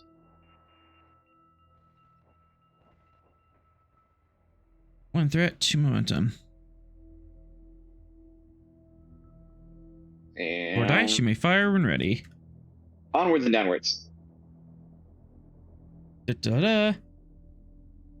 You dig underneath a console. You pull this panel off, and there's just this array of isolinear chips and wires and diodes and stuff, and you crawl underneath there in your EVA suit, and you're able to bypass the ship's power system and plug it in, and soon the central console turns on and fills the room with a warm blue light. And everyone make a fitness check. No. I think you just. If he wasn't muted or away, he probably would have had Sorrel jumping and then yelling after her making that bad joke. All right, the console is turned on. And let me guess, it's in the alien language. Very much course. so. Hi. A language that really doesn't mean a whole lot to us. Can we get the? Yeah, I was gonna say, can we get the? Oh, I forgot the word for it. The translator. What's it called? Universal translator. Universal Thank you. translator Can on we get it. the universal translator on this? It'll take a bit, but probably. Could VOG help speed the process up? He certainly could. Okay, This let's is the do. central console, right? This is the central console. this Yeah, is- I'm trying to figure It's out the what central the room console. was It's for. about 2 meters by 1 meter, and it's kind of pyramid it up. So Does the consoles shape of are this room? at a 45-degree angle. There's no outer window. What's the shape of this room? It's a round room. And Round all the way, like a dome. yeah, it's domed. All right, I and think I it's got about it's about twice as long as it is wide, but it still has that bulbous shape. All right, no, hold on, Atrom. I think I got this. I think I know what this is. Oh, Yeah. If I'm right, she'll kind of reach over to the console. She's guessing that this is a astro navigation room. That she's looking for a button. Like she's going off of instinct of what button would obviously turn on the map. It's also the bridge of an aquatic species, so it probably held water, This is and a not sphere not would have the been. bridge. This Probably this should've this just is randomly not a pressed bridge. This is It's some a sort of random side room. Yeah. Yeah, this doesn't have enough people or consoles or inputs to be a full room. For 2 momentum, this could be helpful. Yeah, take it. And 2 momentum, you kind of fly eye up, and indeed, this is some sort of astro navigation room. It's kind of is making sense. All right. Give me a sec to figure this out, and I bet you I can give the universal translator something to work off here. I'm going to say this is control engineering difficulty 3. Great. Vera, you can help with Insight Con. Sure. And They might Vog not can have also audio. help. So that brings down to diff 2. As Okay. Vog just kind of plugs into the computer air system and just starts rapidly running through permutations of inputs. am I the one making this roll? You would be the one making the roll. Vera's assisting. Cool. The thing Cool. with trying to do that, Cyril, is we don't know how much of their language or their logs is visual and how much of it is actual words, because they're all factory based for the most part. So they might. I mean, yeah, but a map should be universal, right? Yeah, I'm but actually with, current Star yeah. Trek. I was responding to Cyril's question. And also at this Yeah, point, okay. the universal translator works quickly, but it still needs like a basis of language chunk, the language input to work off of in order to get translation in Matrix. It just doesn't have enough input yet.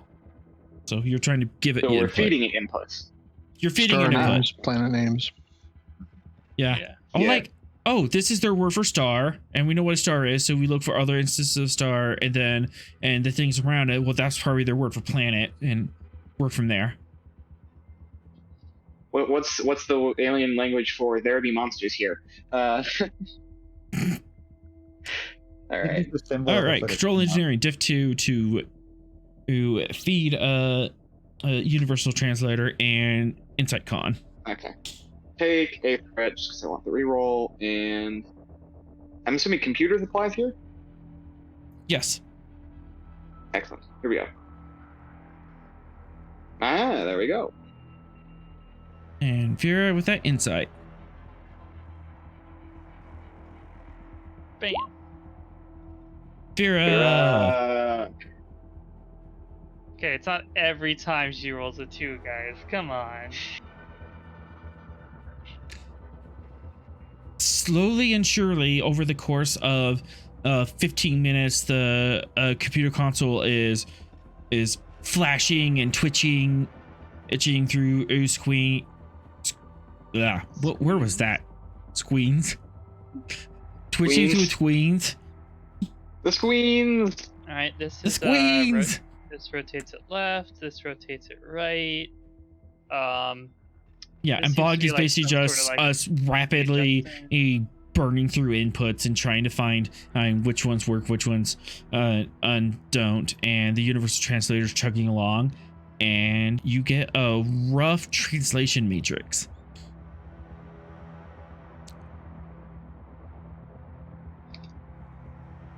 They do have some sort of writing system, but it has a written word, but the written word is also in a certain color, some sort of color interface, and that seems to bend what the a word is supposed to mean. I pulled that out my backside, but I don't know if you just ran with it or not. No, I'm not making this up on the spot. I don't know what you're talking about. If they had unlimited vocabulary, would that make this easier? Them having it makes it word easier and color. harder. There's less words to translate, but also it means that each word will have to carry more meaning. But they've encoded some of that meaning in the color of the word they've written it in. So the color for them corresponds to the olfactory sense that they would get from that. Yeah, the pheromone sense that they would. It would have corresponded to the pheromone sense they would have done with saying the word. Wait, does that mean that they smell colors? Not necessarily. Or at least But they they encoded it as colors. Yeah, they associate Okay. a certain color with this olfactory sense. Okay. So how we think that like red is like anger or like Sort of, yeah. Sort of. Or you would associate a color with your favorite smell. So for example, red would be apple or cinnamon. Or Yeah, like that makes in Chinese, they would have helper characters, or that like kind of help push the meaning of a symbol one way or another. Like if you're supposed to say this word phonetically, or if they are trying to imply the meaning of the word. And we're pushing the limits of what I know about linguistics. This Mhm. is where somebody just pops up. Oh, I studied linguistics in college. our massive viewer base that But, surely includes a yeah, linguist. I was referring to and- any, not the viewers. But yeah, you do have a astro navigation map coming up. It appears that they are on the edge of their territory and in a disputed front with the other aliens, the bad guys. Given And our they were- current, Well, clearly it was a little bit more than disputed. given our current star charts, where would these line up with current species? I can show that on the map. Because that might help us know where they were. It might give us either their people or at least the people that took over from them. Okay. Yeah, true. This is blue.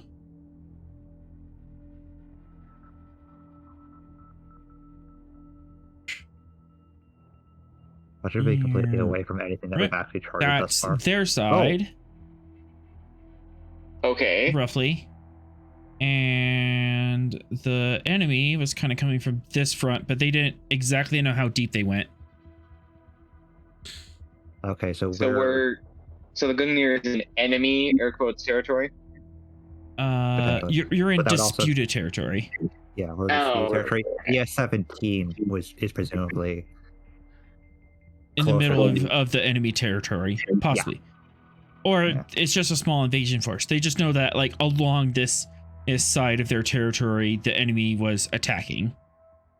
But without knowing the other shifts, presumably it could be anything from this side of space. It could even be the Vrokala Empire or Republic. Yep. Their predecessors. Yeah. Absolutely. So is that like that's the scale of their empire right there? That bubble? Yeah, that's about the scale of their empire. So it So that is Is them like a minor power in relative like modern Trek term, or it would be a minor power relative Trek terms. It's not quite a whole sector, but at least least a dozen stars. As of right now, Okay. there's nobody. There's no known powers that control that space.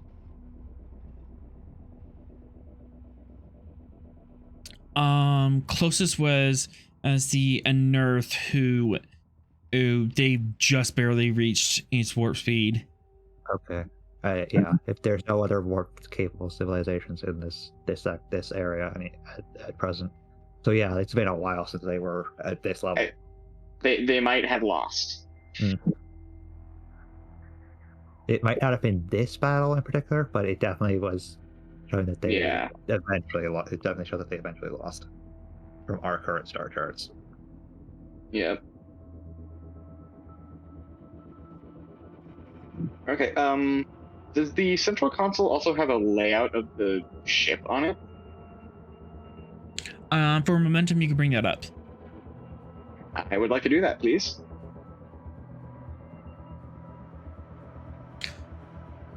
You have a layout of the ship. Or at Okay. least what's left of it. What There's what an parts error of the ship message. do we have? There's an error message on the back half of the ship going, "Hey, I can't reach this." Yeah. So what parts of the ship do we have? Basically the front half, livery, weapon systems, deflector, air systems, science and navigation, and the bridge. Okay, but not the engineering section. No, engineering, power, and propulsion, and was on the other half.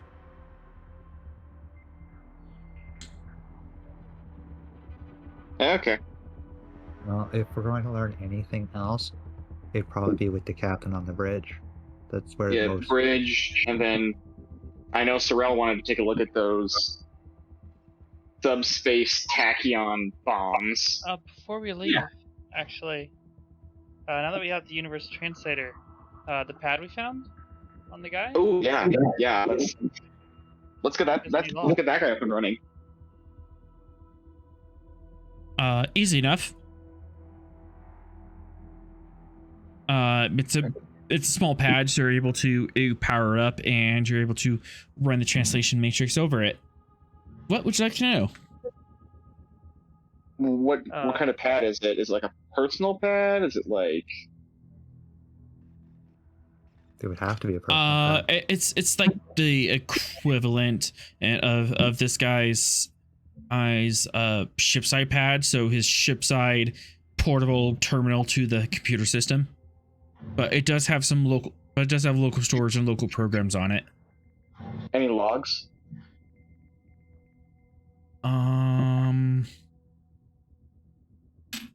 I mean, none recently, but yeah, nothing. There's logs, but they don't appear to mention anything about out of battle or pitched its combat. Okay. Or at least like in the sense of being in one, it's anticipation of a combat. So the horrible me, we're gonna go reinforce our border, no more entries. Yeah, the latest log was like a couple of days before the attack, it seems. There are some standing orders on it. Oh, standing orders. For momentum, I can give that to you. Okay. Standing orders for the astronavigation was to attempt to backtrack where this enemy fleet has warped in from, to find their home system, so that way we can go attack them at their source.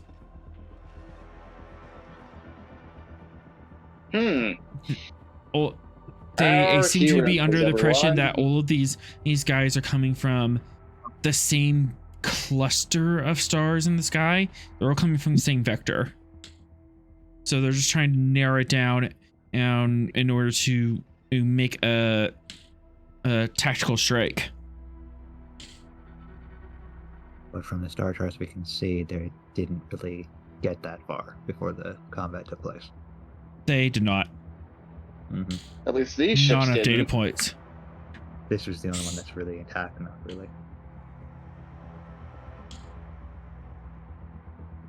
So we wouldn't know if the others did or not. You would Oh, not. wait, actually, does it say anything about the fleet on this astronavigational computer?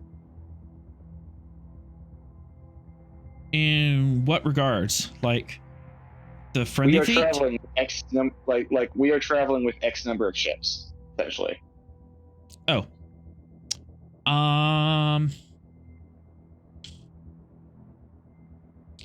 They use the term flotilla, but they never specify how many ships that is.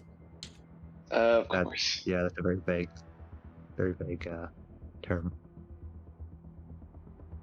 It's probably got a color that we don't know the meaning. Even Yeah. if we looked at how many ships of this general type are out there, that doesn't mean that they traveled with all of them. Their flotilla could be 3 ships, it could be 20 ships. No way of knowing for sure.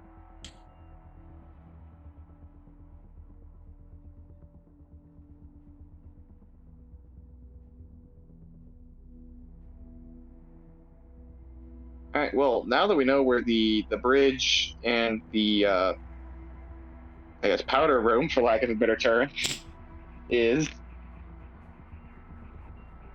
guess we know where we want to go now. Unless we want to download anything while we're here.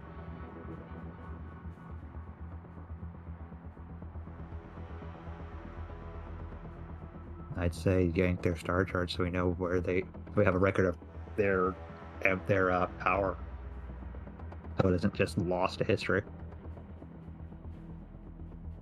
Download their computer core.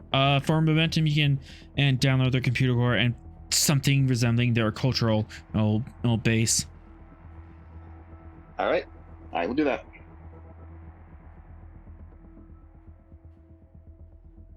Meanwhile, Oh boy. The bridge of the Gungnir. Ross is having a very Back to the nice time Gungnir. drinking a cup of coffee. Back at the ranch. back at the ranch, Ross, you've been and kind of keeping tabs on the away mission. They've been in there for about 45 minutes now. And you're getting the report that they've cracked the computer core and they're starting to get the information from it. Okay. Does it look like you have a log or anything like that? We have some logs, Captain. We found the astronavigational room.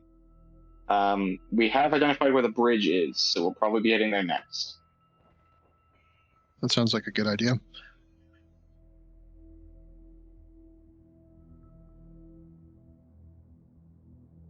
I have a general idea of where at least this ship's power base was.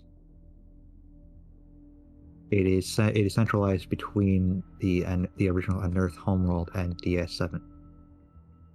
Is it DS17? DS17, yeah.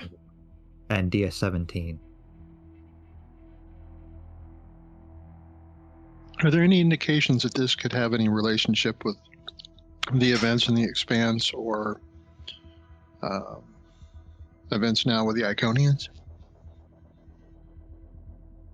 As of right now, it's unclear. We have logs from a astronavigation crew and star charts.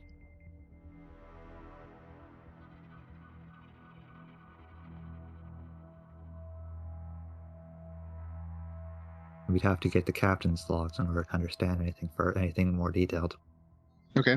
We'll continue to gather as much as you can, and let's see if there's any relationship there or not. Aye, sir. And all these guys are also dead. I'm going to ask Patterson to do a quick sensor scan on our Romulan guests to make sure that everybody is where they're supposed to be. Just in case they get curious. Just a quick internal scan of these particular decks. Just a routine scan of these very specific decks. As you are about ready to mention that, Sareth indicates that he wants to approach the bridge, if at all possible. If you could care to join me in the conference room, Commander, that would be fine. Very well. I'll meet you there. Okay. And let's also do that sensor scan.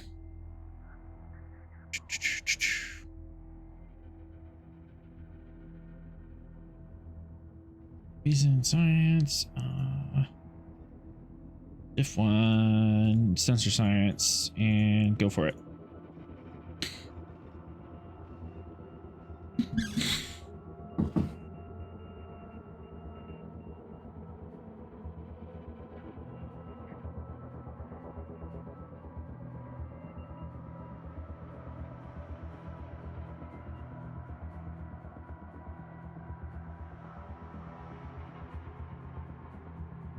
There we go.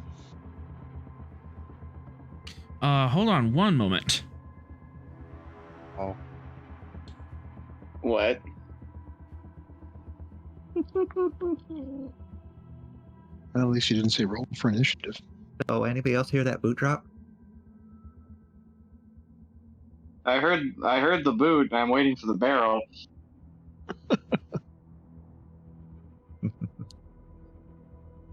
Anybody else hear that thunk, like dull metallic thunk coming from overhead? Is that a trap door above Atron? Oh no, it's full of barrels. Oh no, the barrels. Alien barrel. They're full of tribbles. They're still alive. And they have teeth. Oh god. So Klingons don't work in warehouses, right? They They have like have warehouses. They just Yeah. don't have a barrel equivalent, and also nothing is stored above head height. Like it's all on the ground. Yeah, Klingons typically have just like large containers, like box containers, not really any barrels, right? Yep. They don't have shelves. Klingons don't do shelves. They do. But because they don't, nothing rolls off it. It's not a problem. No, yeah, true. We design other things so that they don't roll away. Mhm. Rolling away is dishonorable. You will stay there, and you will do the honorable thing of being our storage. Anything less is dishonorable, and your creator should be shot.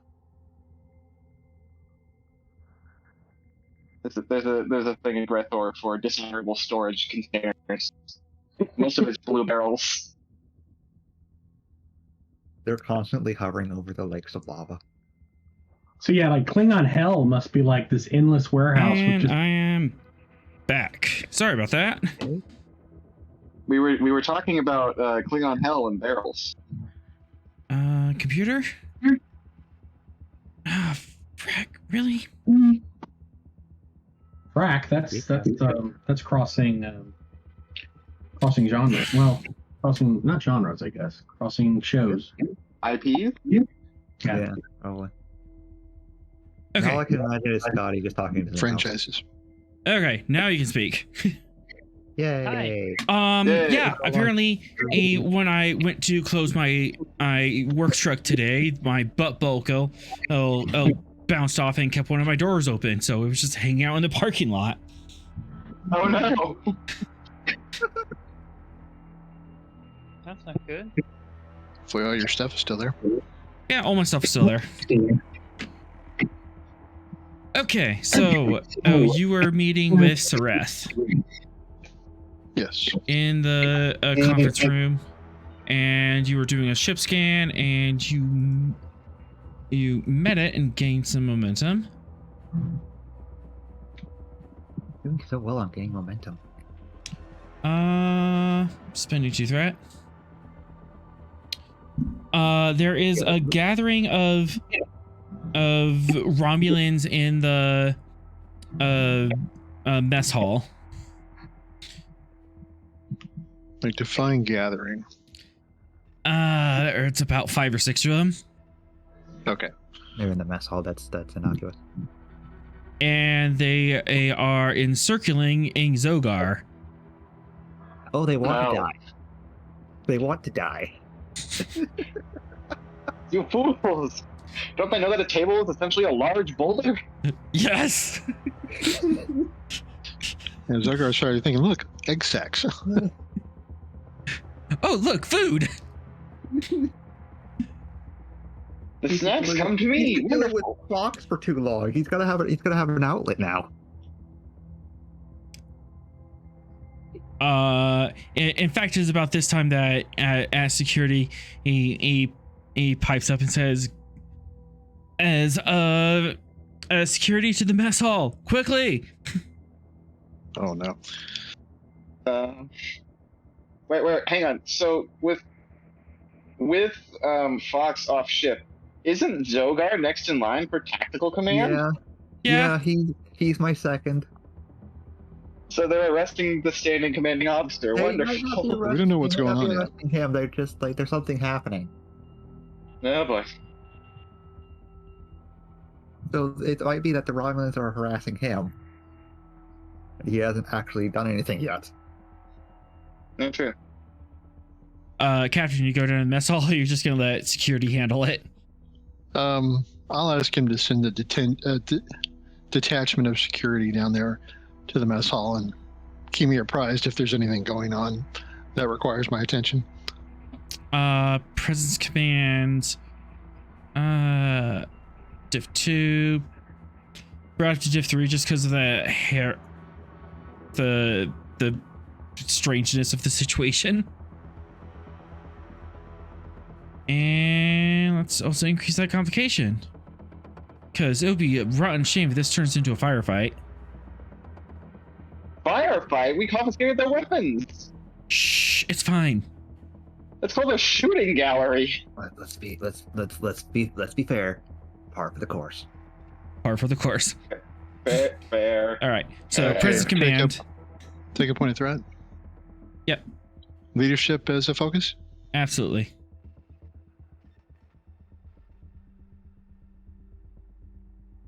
Sweet. Okay, I need to start upping the difficulty on you guys. No. Yeah, We're having a good night. Leave it We're alone. having good. We're having a good night. It's a good night. That means something's gonna happen. All right, and you have a float. Security detachment is on their way to handle the situation in the galley.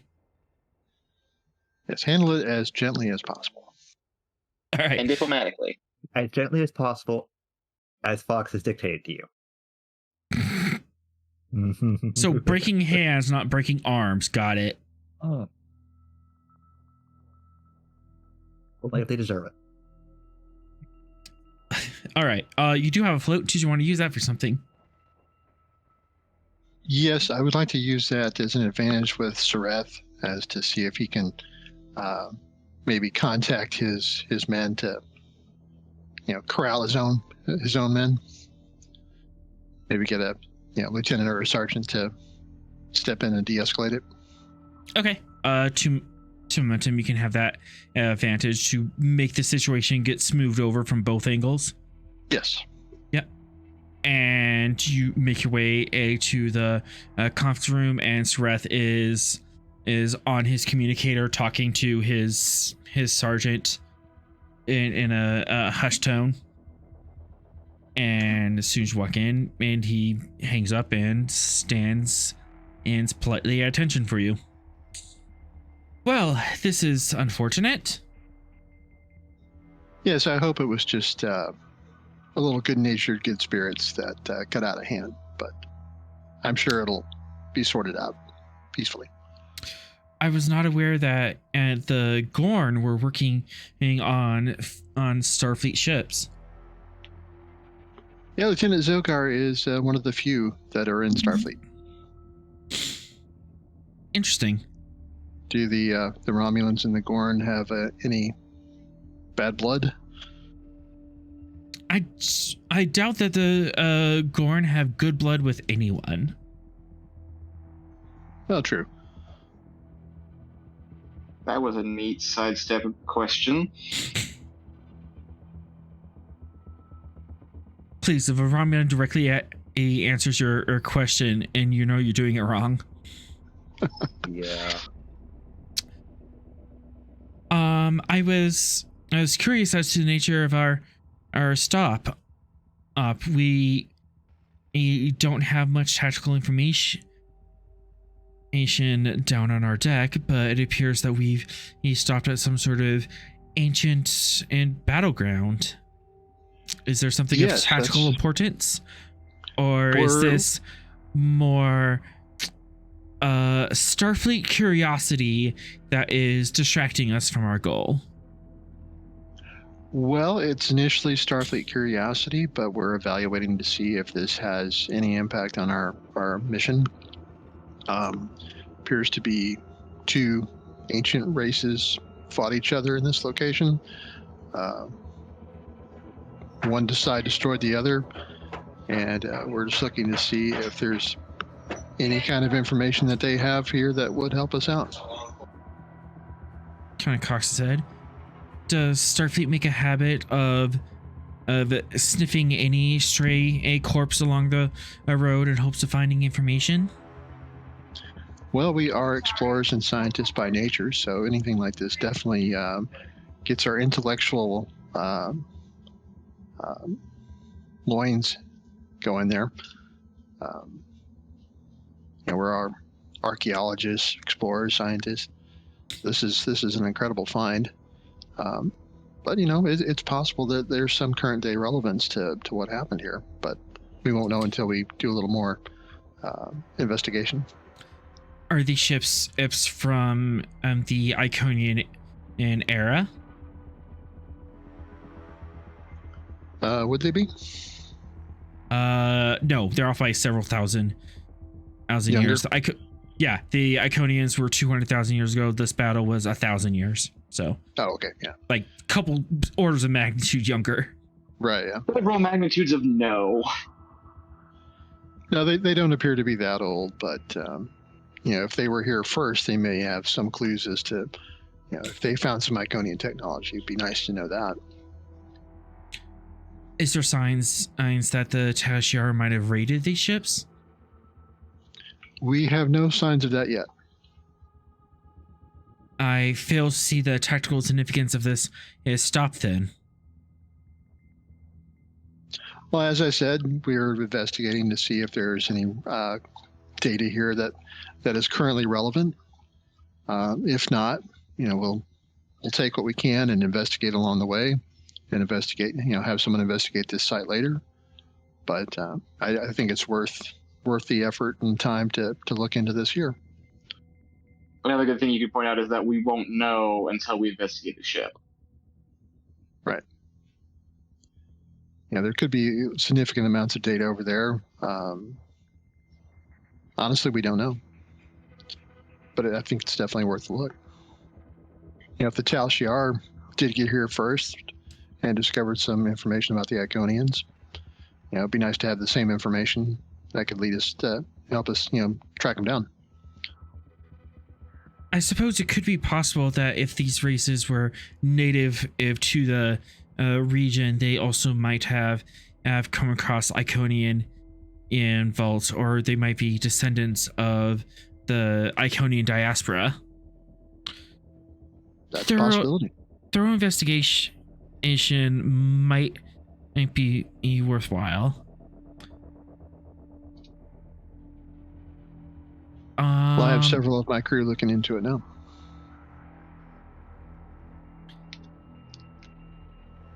So you are saying that this mission is not tactically important? I'm saying we don't know if it's tactically important yet. It could be. That's why we're investigating. Because if it was tactically important, it is my prerogative to have my team over there as well. But if it is not tactically important, then you are in essence wasting our time. Well, Commander, I understand your impatience to dig into this matter, but this is what Starfleet does, and if it does have any importance to our mission, I want to know. Oh, don't take my attitude as an impatience. Just take it as tactical prudence. I assure you that Tal-Shiar is not studying gravestones. Well, if they thought there was Iconian information in it, I'm sure they would.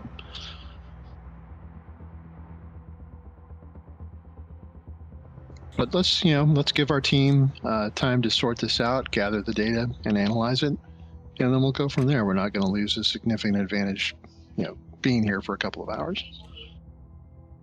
I would like a copy of any information and that is retrieved. Or at least I would request to look over the information to ensure or that there's no tactical information and that might have been overlooked in your scientific studies. Of course, Commander, we would greatly value your viewpoint. It is, after all why I'm here to offer a Romulan viewpoint on this. It is indeed. And we'll get you that data as soon as they've brought it back.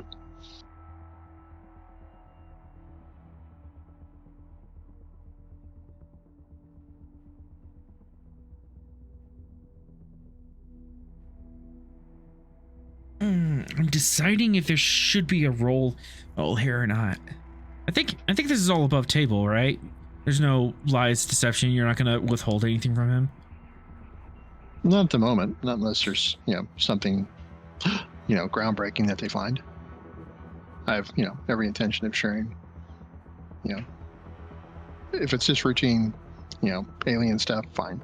But if we find, hey, the secret Iconian whatever is here, then probably not. Yeah, Okay. so far all we found is logs from a astronavigation crew and star charts that are very, very outdated. Nothing of any importance.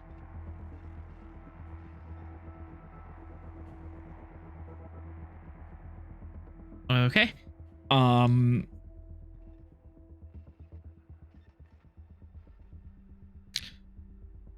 With that, Sareth makes his leave.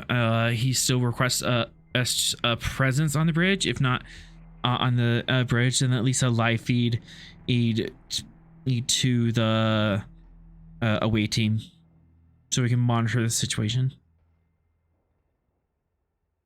He wants a live feed from the away team?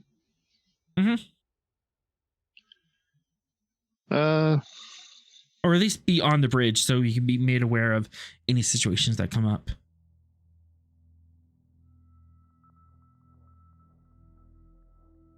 He can stay on the bridge. I'll send Sorel a text message, know that he is on the bridge when he makes any reports, to if there is something sensitive, to make it offline.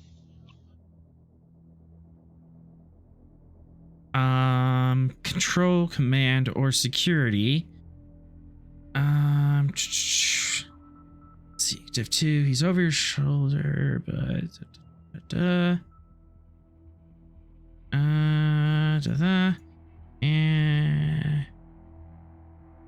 that, but then communications, command, control, command, difficulty 3, complication 2, to send that secret order out without arousing suspicion. Okay.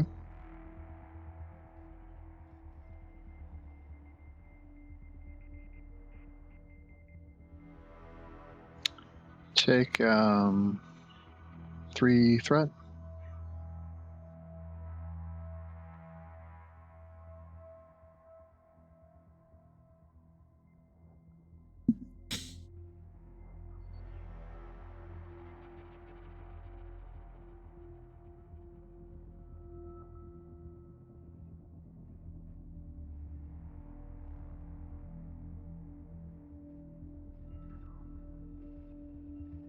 And then the ship.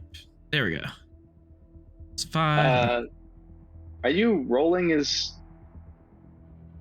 Oh yeah, that says Rost. I just didn't change the thing in Roll20. Yeah, didn't change the okay, label. okay, so it is your sheet. I was like, wait a second. No, that's Yeah. definitely Sorrel's or Ross stats. Yeah. Ross, you've received the information. You know that all communications are being watched by Romulans. Or Sorrel receives that, you mean? And I'm assuming that Sorrel would show that with the class, yes? I hope. I share with the class. Good. No, good. Yay!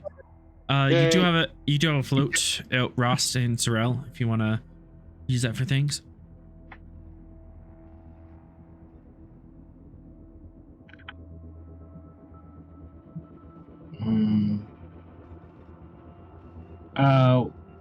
Applicable to what specifically? To this communication between you two. Okay.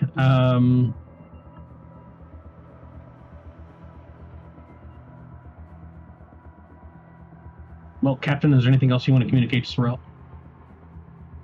No, that was primarily it. Okay. You get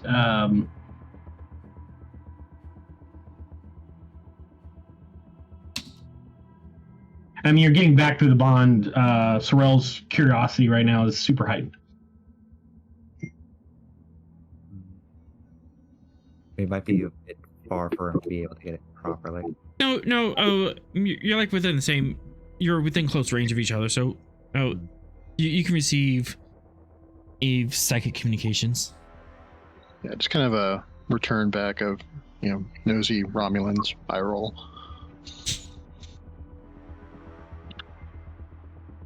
Yeah, Ross is telepathic, not empathic, isn't he? Telepathic. Yeah, so he wouldn't get feelings. He would get your thoughts. Yeah. Sorrel's just going, oh boy, oh boy, oh boy, oh boy, oh boy. Kid in the candy store. Fox just takes out his pad, recommends Zogar on bridge. And he just shows that to Sorrel. Yeah, I'm going to follow up on the situation with the mess hall. Yeah, return. Yep. You get a message back from the security team. Captain, it appears that I'm not sure who started it, but Zogar was intent on finishing it. They apparently were antagonizing each other, and there was some verbal threats and then physical threats that's made. Luckily, we stepped in before anyone broke a bottle over the bar. Okay, so there was no violence. No violence, just angry posturing and grunts. We've separated the two. We sent and Zogar are to his quarters for the time being.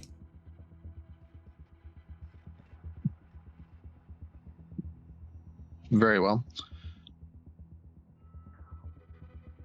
We'll have to make sure Zogar has additional security with him if he ever encounters the Romulans again. I think he is additional security. Yeah, for the Romulans' sake. Aye, Captain. Get out of here before I call the Brute Squad. I'm on the Brute Squad. You are the Brute Squad. Exactly.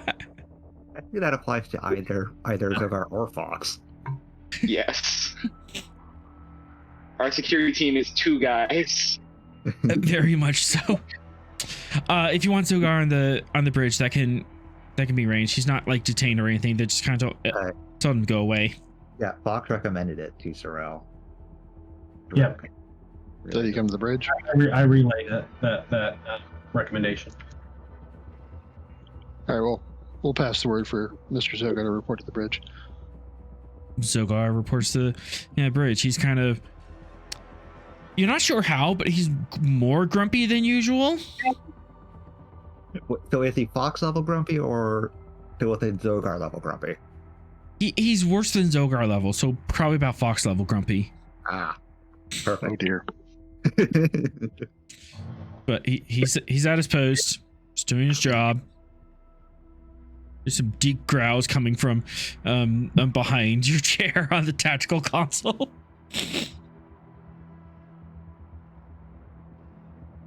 Let's hope the commander doesn't make any missteps and steps on his tail or something. Sareth is in the guest chair, and he's smiling amusingly at the situation. Grumbling Gorn behind him, who may or may not have a tail. I'll just kind of lean over. Multicultural crews are a bit of a challenge.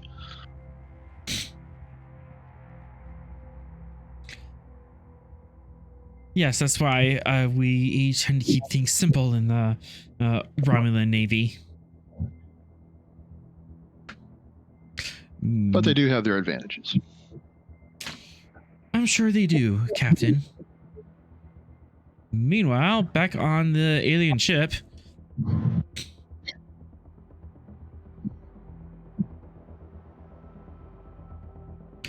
You have the star charts of this alien in race, and you have the location of the bridge and the armory.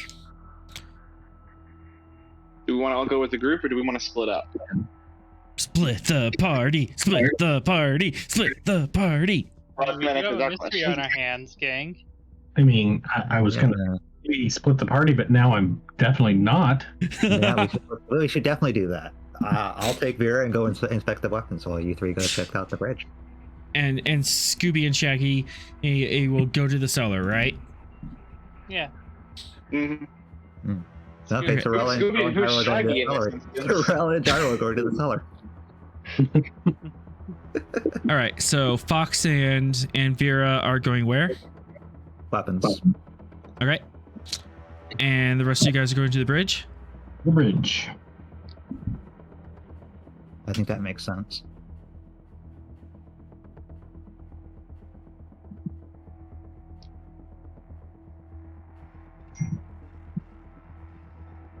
I just noticed that Vera doesn't have a name in her token. That was bugging me.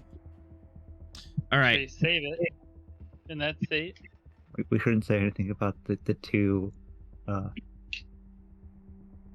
other beings in the scene. Yep. Don't look at the AI and Gyro. The AI is going with Atron, I'm assuming. Still in your suit. He's in the suit, so he doesn't really have a choice on where he's going. Well, and Gyro staying with you, Sorrel? Yes. Okay.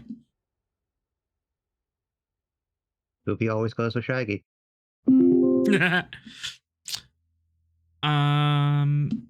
Eeny, meeny, miny.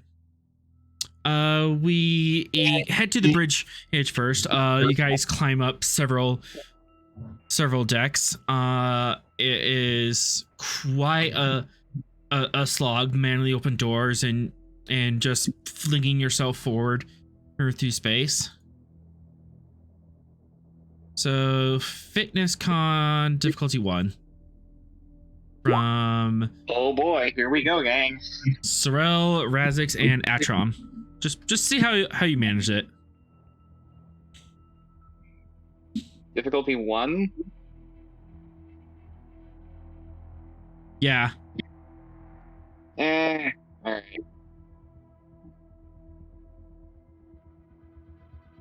Okay, theoretically, would emergency repairs apply to moving around a ship without power on it? Increase comp. Nah. Good. Oh. Cross that, please. Composure is a focus? I'll take it. Yeah, of course. And we need the roll for Razix. Razix. Okay.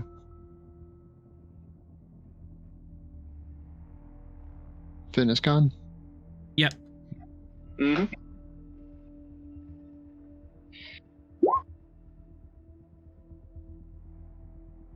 And you generate a momentum.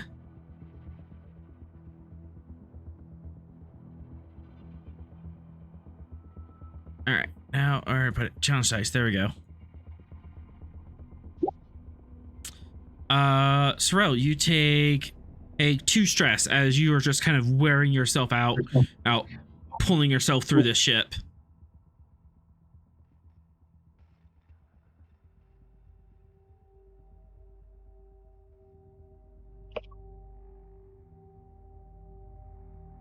And even as you get on the bridge, you're kind of like heavy breathing into the mic.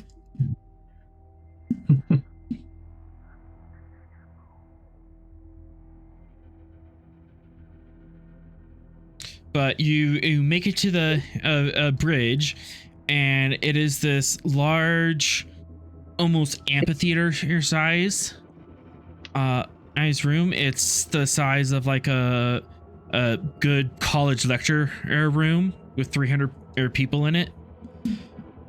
And there are consoles along the wall, a big expansive view screen, and along this is convex wall, and hanging from the ceiling is a pillar that's about 2 meters tall, and it has a bunch of intricate controls over it.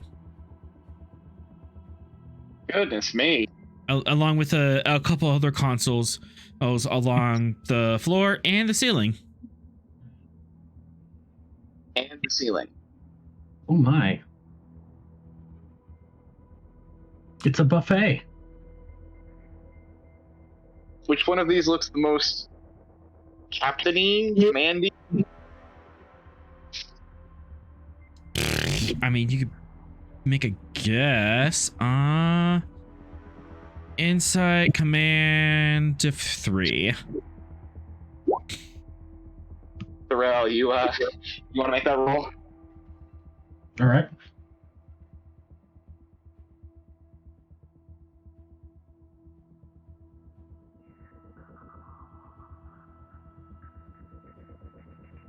I will spend 2 momentum and 1 threat to get 4.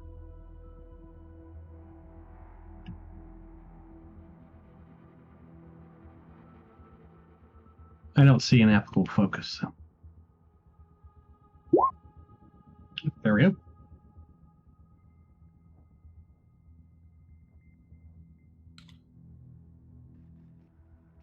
All right.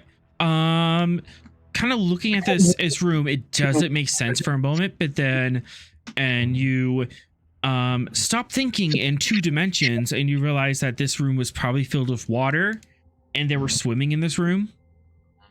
And the central pillar hanging from the ceiling is a very centralized point. So a commander would probably not necessarily sit, but kind of float there and just kind of have this readout display, and you could turn around and see different stations. How fortunate that we're in a 0G room. Right? Yeah. Yeah, because as this 2 foot tall pillar, or 2 meter tall pillar, is also like 10 meters above your head. You can float up there. Let's float up there. Whee! Whee! Yeah. You're able to get up there, face to face with this. Is a pillar like a console. Of course, it is dark. There's no power. Mm.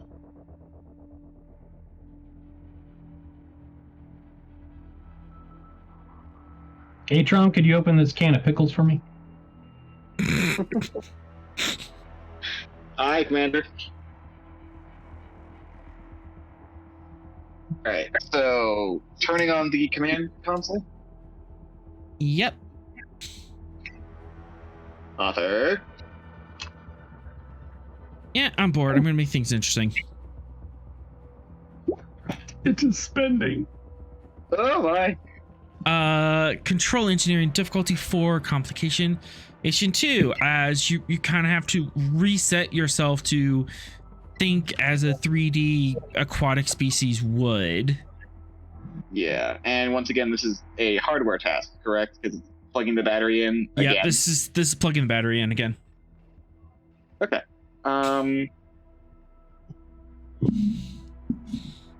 Right tool for the right job. And I'm arguing that this time, since I've already hooked up a battery to these consoles, I know which adapter I need this time. This is true. Yes, so doing that. I would like to knock that complication back down to normal, please, where it belongs. Sounds good. Okay, and then focus in, emergency repairs again. Mm-hmm. And I would like to spend hang on. Momentum and 2 threat to get the 4 dice.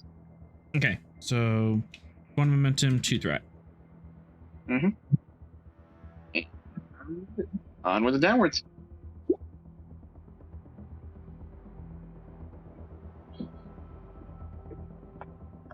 And there we go. You're able to pop open this console. You actually have to follow the lead along the ceiling a little bit, because as the plugin wasn't like directly in the console, it's like far too narrow and it's just packed full of control and IO interfaces. But you follow along the ceiling and you're able to pop open one of the ceiling panels, and there's this like chunk of duranium just floating through space, like a square foot of duranium, and you're able to plug it in and power on the console.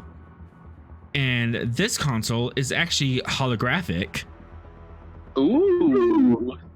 As 3D displays actually emit from the pillar about a foot deep off the surface. All right, Sorog, have fun. Go crazy. I will go crazy.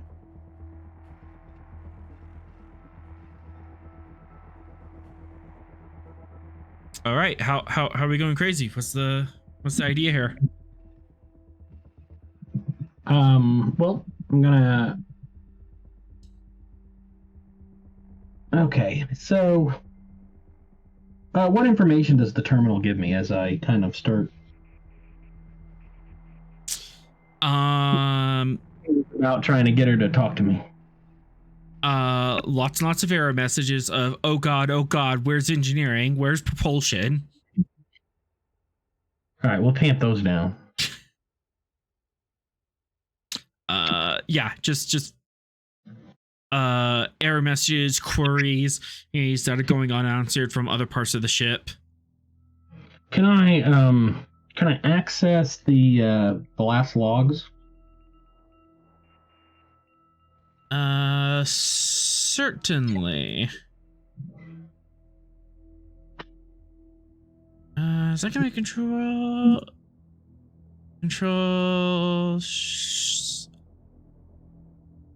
And I'm assuming last logs you're looking for like the command logs.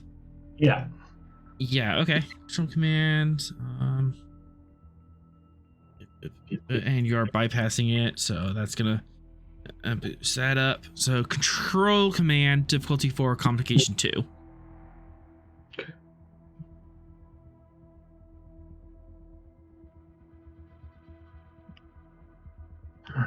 Control command difficulty 4. I'm going to spend it all on threat. Computers as a focus. Yep. You're gonna spend for the full 5, the full knit.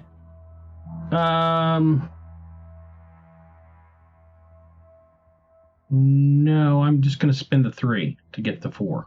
Okay. Nothing bad's gonna happen. I agree. No, not at all. Damn. Oh no!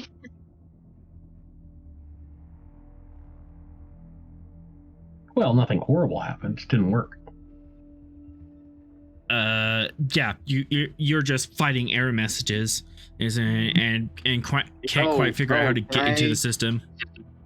I was gonna say, can I give advantage with VOG, but I guess this still wouldn't help. Because this will only be a 3. Yeah, that would only be a 3. Can I succeed at cost?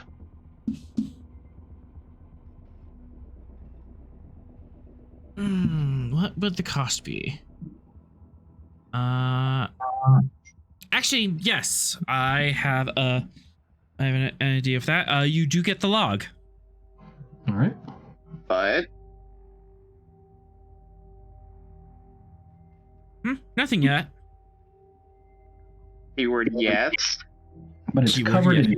in prickly spines, and they prick my finger. Yes, No, basically.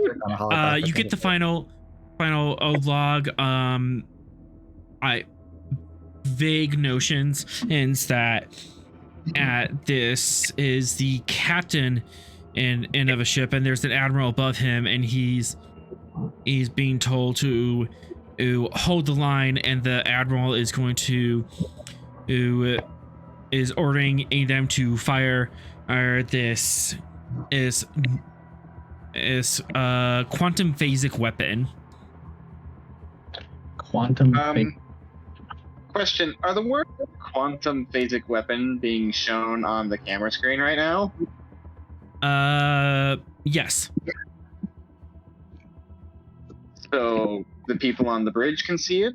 Yep, you all can see it. Wait, so that means the Romulan can see it? Not necessarily. No, there's no live feed though. No, we don't tell. If we don't say what's going on, they don't know. Okay, yeah. We'd have to have the camera actually on our shoulder, floating there. Yeah, we will not be sharing. Yeah. You're basically just doing you're just doing periodic check-ins with the bridge, and Right. the Gungnir's like monitoring your life signs and scanning stuff. Okay. But yeah, Everything's fine here. We're all fine. How are you? exactly. I think the Romulans might do it differently since he wanted a live feed. They might actually show what they're looking at. No, the Romulans cannot see this information, but everyone else in the scene can. No. That's what I thought. Like Romulans, actually, their away teams actually have cameras showing their command what's going on. Oh, of course, because Romulans don't trust each other. Yeah. Why would you?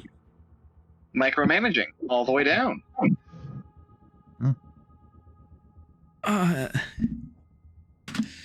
Instead of turtles all the way down, is managers all the way down.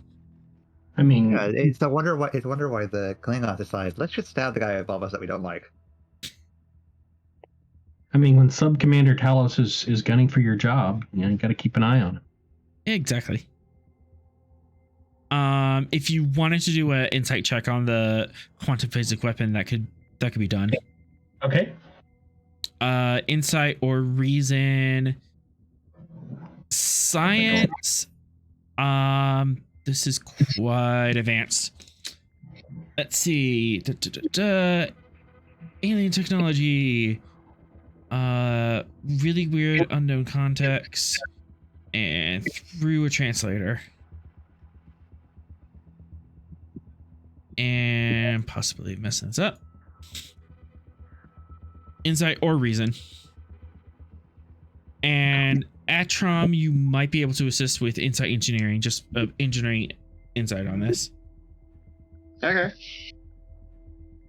I'll spin the whole threat for 5.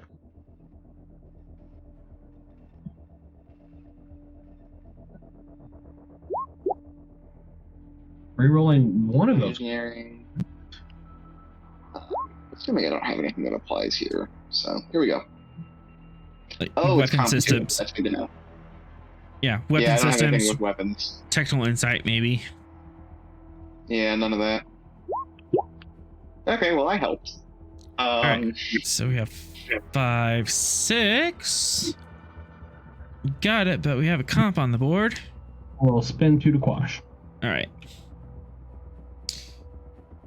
So, this is a really weird application of quantum in physics, but technically this is some sort of tetryon on generation, and Tetron interference weapon. Basically, Tetrons are like part space, part subspace, and they charge the Tetrons just right that it starts interacting. They can't get it to interact with all matter, but they manage to get it to interact with neutrons, and the neutrons start vibrating in and out of space and subspace, and that just does wonderful things to atomic nuclei. Oh, Nothing good. so are we talking like fission here, or are we talking like the molecule just falls apart? Very, very angry radiation, as well, basically without neutrons, all you have is protons left in the nucleus, and like charges repulse, so all atoms would basically dissolve into hydrogen. It's a pretty nasty weapon. Sorrel's impressed.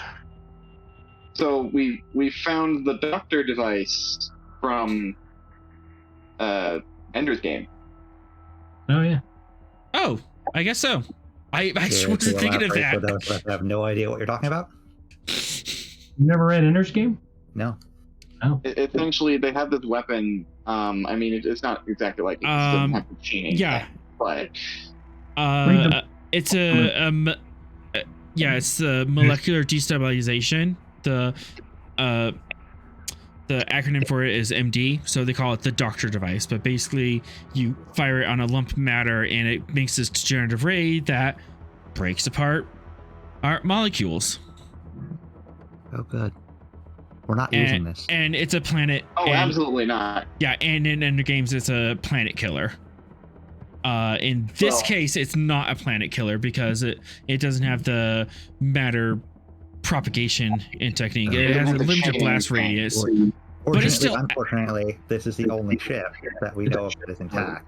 So we'll just conveniently delete all information on that and believe it never happened. Wait, hang on. So if this thing like literally causes things to fall apart, how are there still enemy hulls? That's that weaponry. That's not all their weaponry. Well, I would imagine the warhead doesn't necessarily affect the whole ship. It may just hit parts of it and cause the rest of them to once the blast integrity is messed up, the space will take care of the rest of it. Yeah, it seems to imply that the warheads are kind of calibrated to ship combat, so the blast radius is like tens to maybe hundreds of meters across, and it just like takes that entire chunk of space-time and vibrates the neutrons out of existence. Do we have any indication that this kind of weapon might damage space-time locally?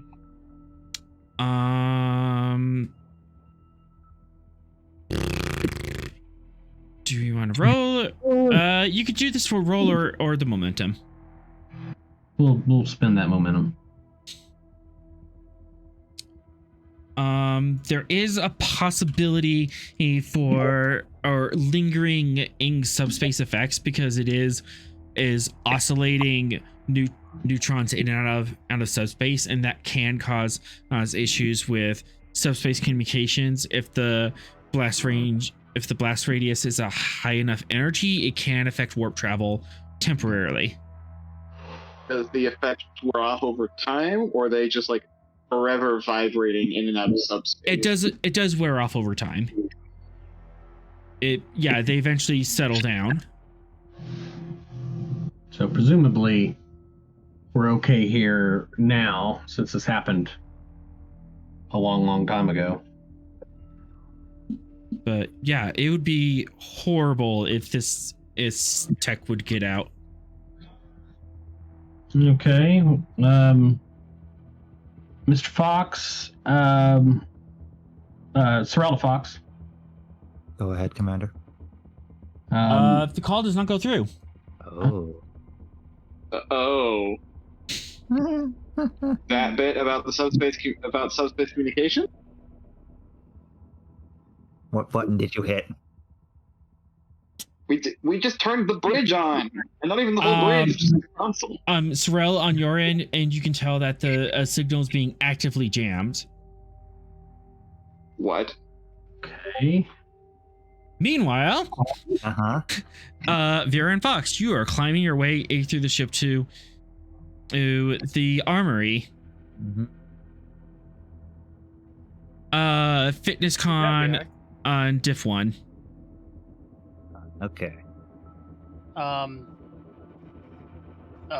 Zero gravity training. Or Diff 0 for you. Yeah. Wait, actually, do we have to climb? Can I just carry Fox? You still have to thrust yourself and like strain your body and adjust as in flight. So it's still muscle exertion. It's just kind of a weird exertion. Right. Let's give you a threat anyway. Why not? We'll try to get some momentum out of this. I'm glad I spent that threat. There we go. Vera. Do I even have to roll if she's doing this? You both have to roll individually. Okay. Where's the Dalmerson? So I'm just gonna roll straight. I got nothing. Hey, Yeah, you got it. All right. And now for the fun part.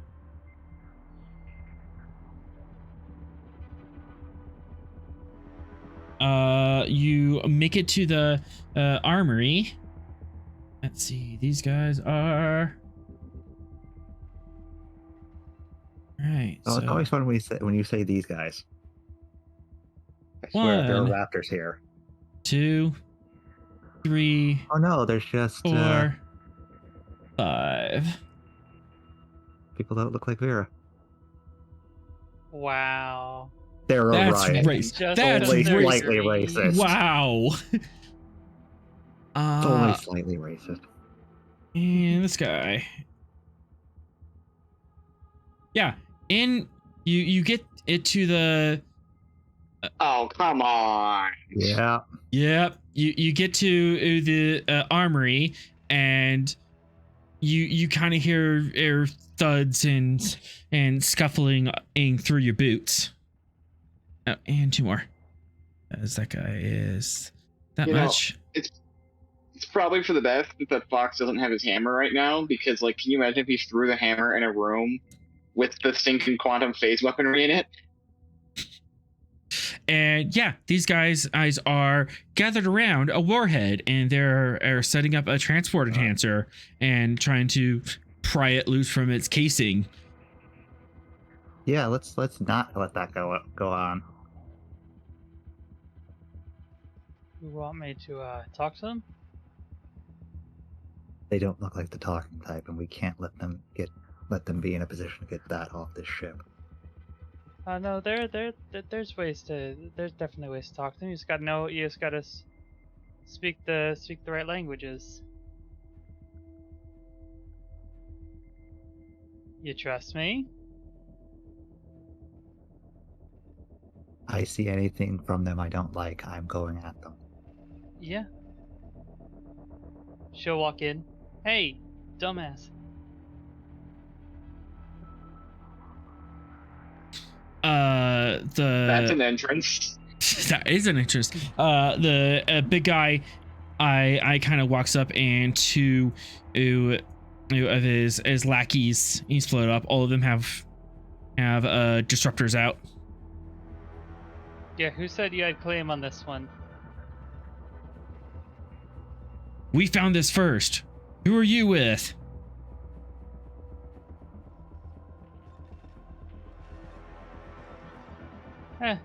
Hitching a ride with a bunch of Starfleet losers.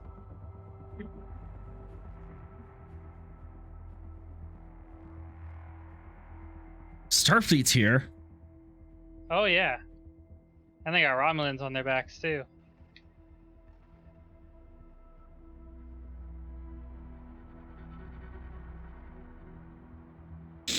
time to get out of Dodge. Well, we're not leaving without this loot, and someone will pay a big money for this. Yeah, but do you really want to deal with, like, you've been hearing the rumors about the gold weapon, right?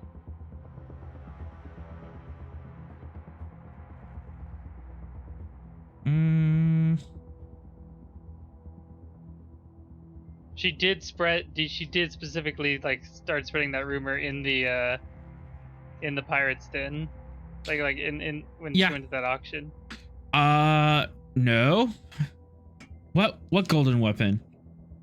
What are you talking about? You just want to if you're gonna try pulling any of this loot from us, you're gonna have a fight. Yeah. I know more than you. I'm Vera the Swift Hand. I don't have to answer to you. I was being pretty nice, but give me a presence plus your reputation score or roll. Difficulty 2. So whatever your reputation score is put that as your discipline. All right, so her rep is 5. Presence. Does Ryan trait? I guess that's just what's making it more possible because they do have like the actual like Orion. Yeah, the Orion trait is kind of what's making this as possible, and the fact that you're not in a standard Federation in EVA suit. Oh yeah, is what's allowing this whole conversation to even happen. Yeah. Let's see. 1 threat and 2 momentum, I suppose. Okay. Focus in skullduggery because she's kind of using her pirate clout, for lack of a better term. I'll take it. I just use con because I was already at 5. Yeah. And you gain extra momentum. Nice.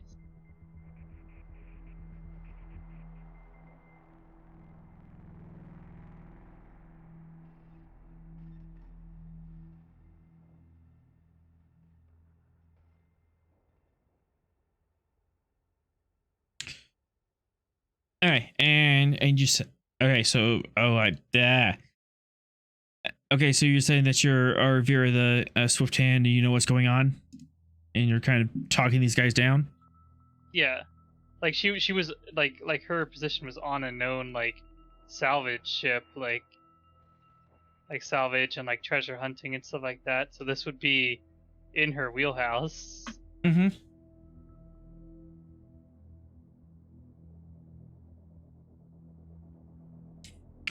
Yeah, I've heard about you. Didn't you turn soft and turn to the Federation? And he's gonna attack. That's gonna go very poorly for him. I see something I don't like. You see something. Don't like. You see something you don't like, but he's gonna get the first shot. Ah! Spend a threat. Yeah, also no hesitation. I'm gonna punch him. Spend a threat. He's drawing.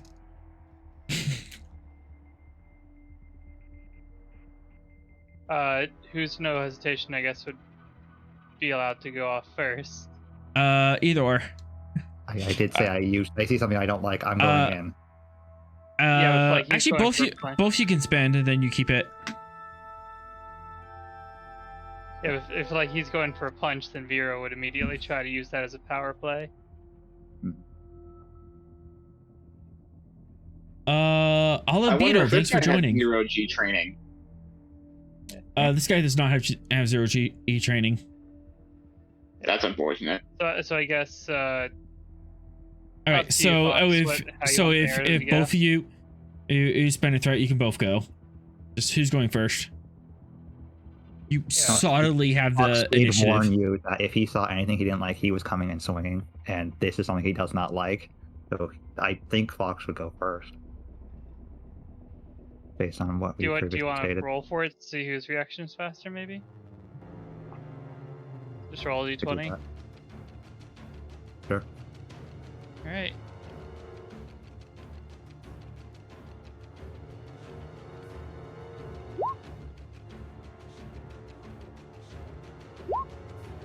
And here, Oh, yeah, we're close. I won.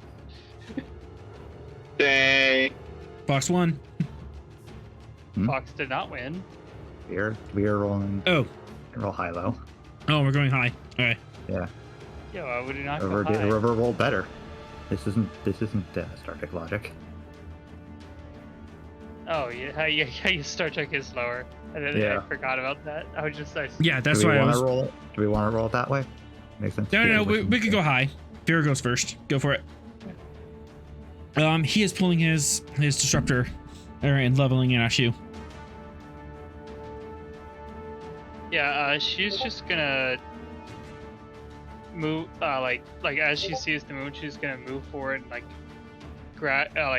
basically grab his hand and pull him into a grapple through that, just like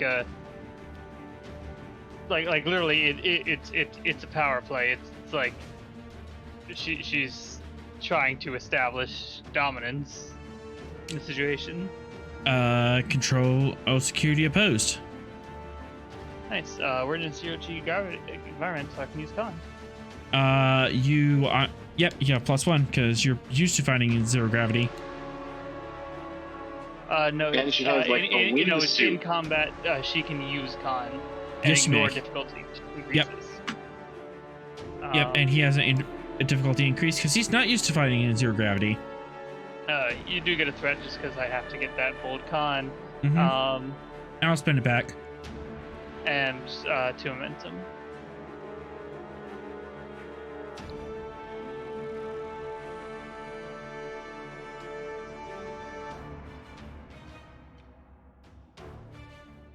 I'll do the reroll on that 0. Gotta be 5. Click. Click it. Here we go. 3 versus. What was that? My computer weird things. 3 versus 3 0 versus 1. 5. Versus 6 because he lost 1. Oh, right, yeah, because of the difficulty increase. Oh, that's nasty though. That doubles up on an opposed roll.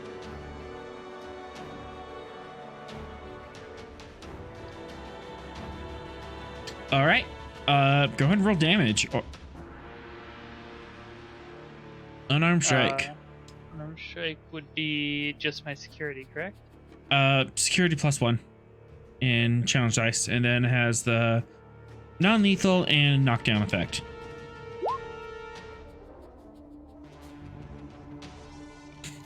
Okay. Yeah, she just like in a flash sees that, yanks his arm towards her and pulls it around behind him. What part of Swift Hand do you not get, idiot? You grab him and by the arm, and there's a crack. Like you felt as his shoulder dislocates from you jerk him so hard. Ah! He is still in the fight, but you definitely hurt him.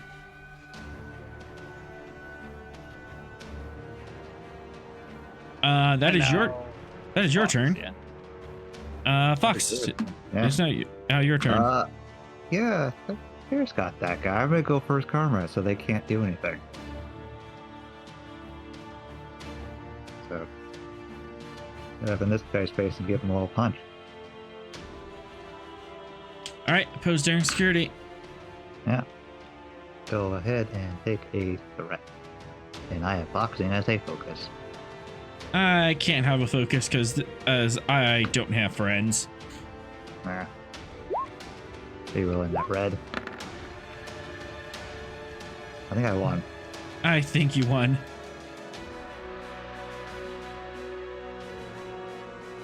And that's vicious. And thud. Yeah. Swift has to hit the next guy.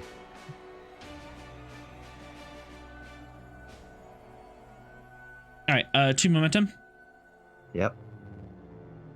All right. And same deal as the last guy.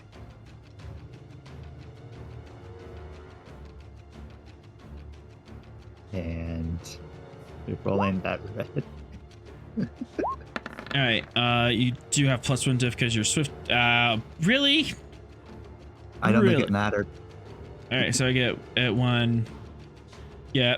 So you gain that 2 momentum back. All right. Hit him. Mm-hmm. Good old vicious punch. And crack. These 2 guys are out. As you rocket into this room, tackle him, you grapple him, and you're able to you grab his chest and you're able to get the leverage his rear arm back and basically punch him in the helmet, and his head snaps back in his helmet, and he's lulling off to sleep. And then you ricochet off the a wall and tackle this guy into the wall. For posterity's sake, Vera will look over as Fox like rushes in and goes, "See, drag Starfleet into this now." Now you've got Starfleet involved. Continues to punch the Orions. Stop it. And he is very angry and just took out 2 of your guys like it was nothing. Yep. Does Fox have his phaser on him? Doesn't need it. Yeah, fair enough. But yeah, phaser comes standard. Yeah. He would have my a standard turn. type one, I'm a taskmaster, and I'm going to yell out an order. Diff 2. That's gonna have to be diff 3. So Is it run away? Did it take out the guy that just knocked out 2 of us? you'll have to see. I do have a focus. And I may reroll 1d20 because of a talent.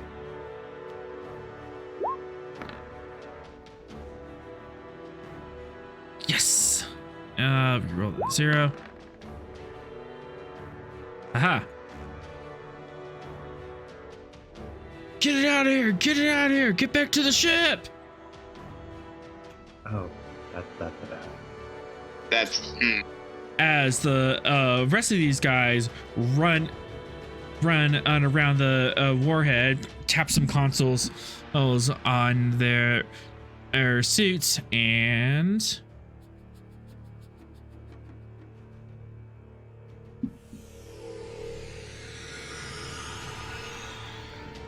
somebody punch the transport enhancer.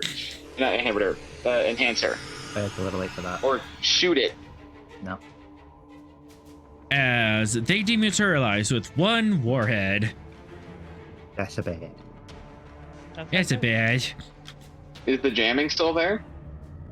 The jamming was as far as we know was on your end. We don't know about the jamming. Oh. Yeah. Well, hopefully you try and call the ship regardless. Yeah. Yep. Yeah. If he can, Fox is slamming on his communicator. Or it's just shouting at Ross that they just took a very dangerous weapon off their ship.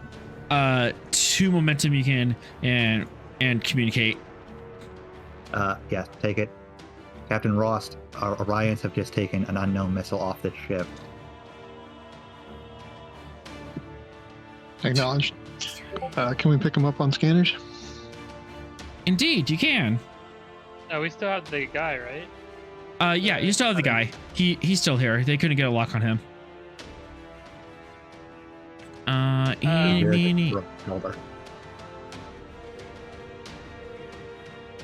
I thought there's a skill 3 one. Were they not here Are when these we... poor suckers about to be in a scale 2? We didn't notice them, which is very disconcerting. We didn't pick up their okay. life signs or... We were scanning, please. This is not the friendly. It's not the friendly spin. This is a different ship. I thought it said friendly ship, and I'm like, no, it's not. it's possible that these guys are Noticed that. actually a very decent Orion crew. Yeah, actually, how did we miss that thing? It was hiding in low power. Oh, and all the background radiation. Yep. Regardless, we don't know what this missile does. Well, you don't. We Yeah. do. We don't. And you couldn't tell us. Not yet. Okay, I just saved a screenshot. That was silly. Also, the fact that somebody... It's a wonderful screenshot. These It is a particular wonderful missiles res- is very bad. Yeah, Gungnir. You see a Orion and cruiser scale 5 power up and appear from behind the debris field. Scale 5. Oh, it's an even fight. Quotation marks. Its tag is the OSS deadly pressure. Dun, dun, dun, dun, dun, dun. Oh, I was mistaken. Scale 4. I get a threat back. But I was mistaken because it has improved hull armor. it'll need all the advantages it can get to escape the Gungnir. Yep. You think they're escaping? Rust. Okay. You're now in the initiative. All right, go to red alert. You want to Right. beam us back on board? Yeah, probably be a good idea. If we have to go after these guys, I don't want to leave you guys behind. All hands, red alert. All hands, red alert. You do realize that as soon as we go to red alert, the shields go up, right? Yep. Yeah, I was thinking, just before we go to red alert, we'll beam the away team, and do they have a prisoner, right? They do have a prisoner. Yeah. We have, Another prisoner. we have 3 prisoners. These You do Orion have 3 are- prisoners. Yeah. Okay, we'll beam everybody back, and then shields up. Okay. You can either activate NPC to do this, or Rust, you can give an order to do this. I'll give an order to do it. All right. Presence. It's command. This is gonna be diff. Are you just gonna beam straight to the pads? Yes. All right. That makes this easier. And let's increase that comp. Just No. a titch. How dare Since- you? This isn't complicated. We don't know what they were doing, so they could now be doing Shut the kind of stuff. Yep. Do I need to grab and, left to make this roll? and you have the advanced sensors. Oh, it's presence command. Oh, okay. Never mind. Yeah, he decided against activating an NPC and is just Yep. giving it. Got it. And you have the advanced sensors, so diff 2. Okay. Take 3 threat. All right. Leadership as a focus. To give the command. Absolutely.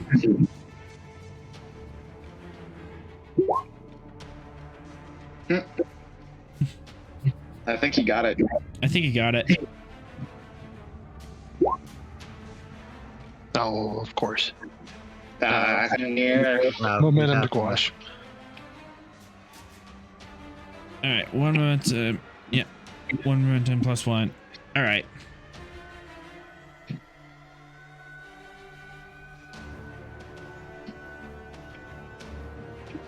Mr. Atrum, if you could please comment. That was a bit too. Basically, just used the momentum we generated. Rate the. And you're beamed on board, or you're quickly brought up to speed of what's going on, but the away team is in a transporter room, so you're gonna have to dash to get to the bridge.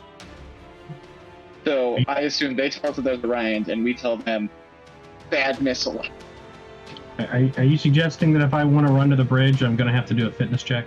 No, you just won't get there till the top of the round. Yeah, Fox's bulk is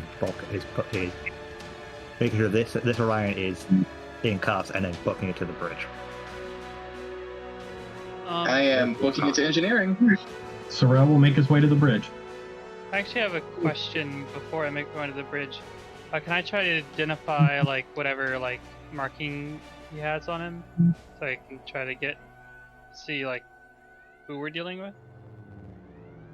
If she might know. Like, I know I can't use well informed because it's not really like the start of the scene, but like.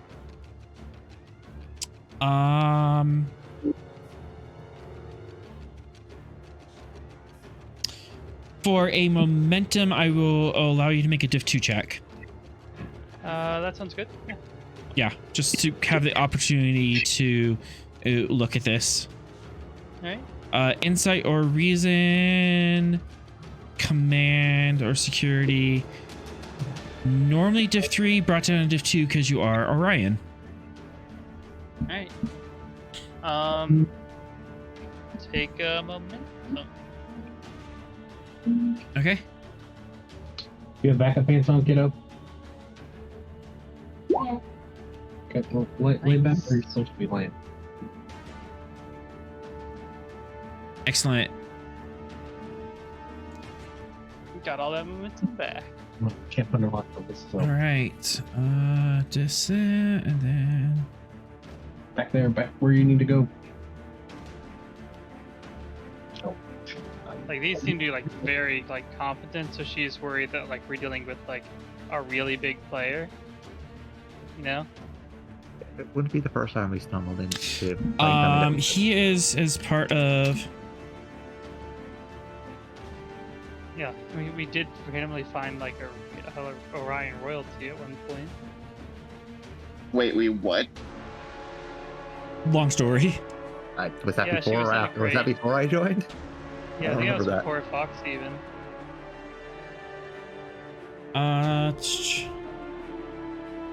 Where is that name?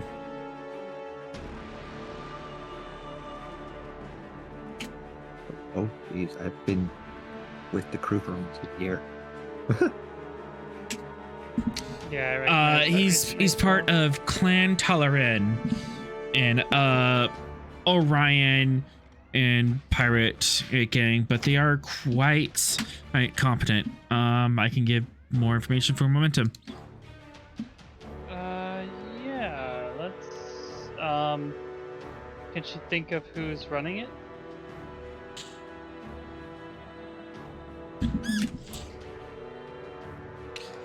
Who's running it is obviously Tal-Shiar, and she is older Orion and female, probably like pushing early 50s, late 40s.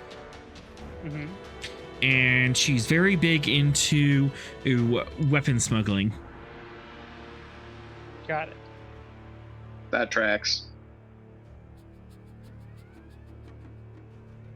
And she's not above selling illegal weapons to both sides of a conflict. So she taking the Ferengi lights up. Yeah. She'll run after and she'll communicate that information down. Like just to the others. Yeah, you can explain this as you're running to the bridge. Yeah.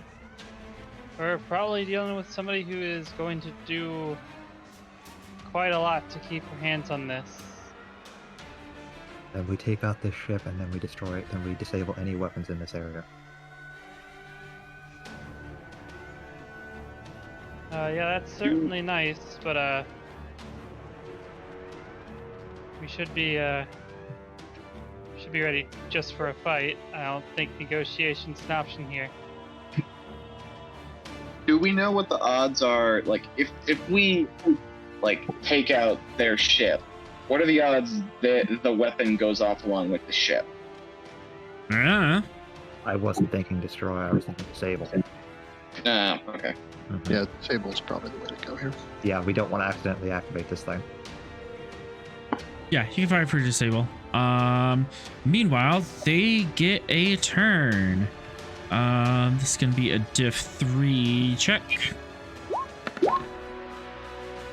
Good luck, buddy. Nope. Oh. They just fail at their task. Yeah. They were trying to do something. Who knows Are what? they trying to run? Probably.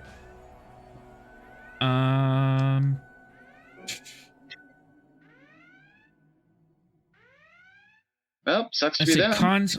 Let's see. Cons are already gone. Weapons. What's my distance? All right. Let's actually get these guys in the squares. You're probably like right here. You guys are in that square. Actually, you were in close range to this ship, so you would have been there.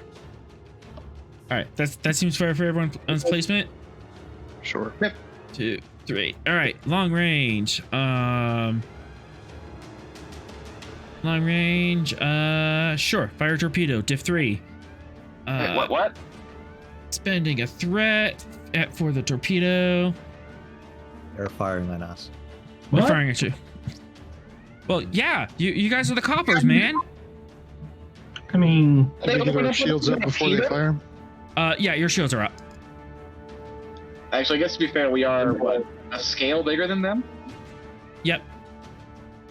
All right, so I spent 1 for the torpedo, and let's do. I guess I'm surprised they're firing and not running. They tried to run and failed. So then they fire. Okay. I would have recommended surrender. It was the logical option. They're pirates. They're not exactly logical. I was gonna say, I don't think logical is their MO. We've dealt with a fair number of pirates by this time. I think Thrill would understand there's no logic here. come on. Yeah. Wow. Still. No. Wow. Nope. Nope, not doing that. Spending to reroll. Do something, man. That's not going to get through our shields. No. Did they plink the shields? I think They they didn't- blinked the shields because this They is didn't even- They they blinked the didn't even beat shield. our resistance. that doesn't even get you through your resistance, so they literally just blink the shields. Ooh, those are pretty light. I wonder what they're trying to say.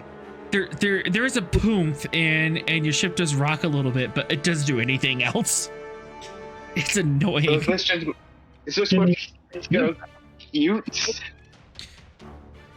Yeah, this is now the point where they're reconsidering what the heck they're doing. They've made I- poor life decisions. I do have 2 more our turns. All right, structure, security. They have shields up, so this is gonna be diff. Remodify shields, diff 1, 2, 3. They're doing the thing I would do, which is, oh Fred, we didn't hurt them. Maybe we should reinforce the shield. Yep, Oh, guys, dearie. really, Oh, they are not having a good day. they really aren't, and that's a comp. Highly skilled, dangerous weapon smugglers. They're not having a good day. All right, Hey, it happens to us all. 1, 2, 3. So, how many failures before they decide that maybe they actually do want to surrender? All right. All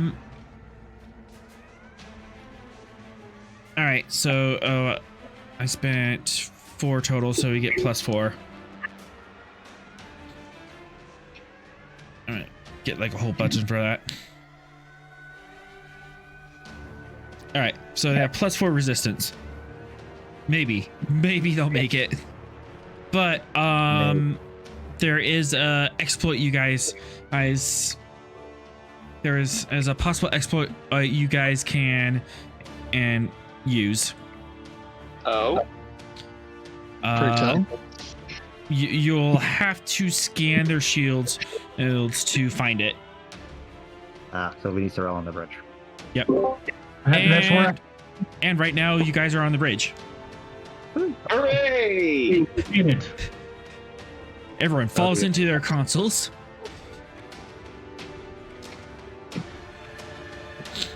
Scanning, Captain.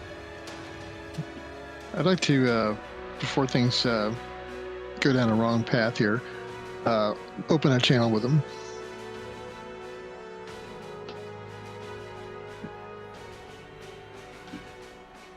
officials? Yeah, See if they that's- respond.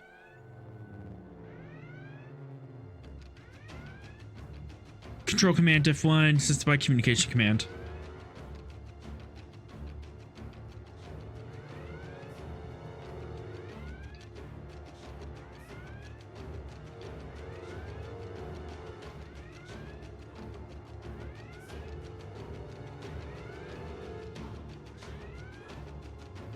Easy peasy. And the ship. People like to say that we're trigger happy. Look at us opening a channel before we remove their ship. We're not going to remove their ship. We're just going to remove their engines from the ship. Channel open. Orion vessel. This is the USS Gungnir. You are conducting illegal salvage operations in Federation space, and you fired on a Starfleet vessel. You will immediately power down your weapons and engines and stand to and prepare to be boarded. If you attempt to fire and flee, you will be attacked and destroyed.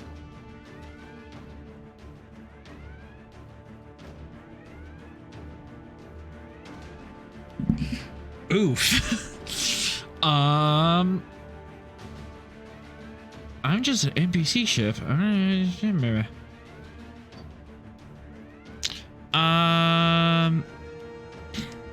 What is my command?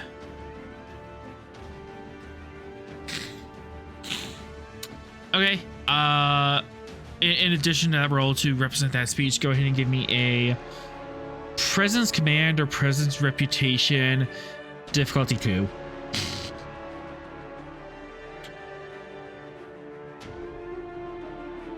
Would leadership, Federation law, and politics for a focus be good? Federation law and politics. Okay. Throw the book at them. Yeah. Difficulty what again? 2. Take 1 threat. 1 whole threat.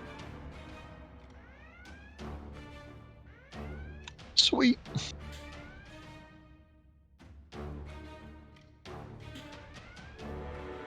I'm going to give them a stern look as well. This is audio only, but the stern look is appreciated. The judgiest of the card look. Oh yes, sir. I'm very disappointed in you.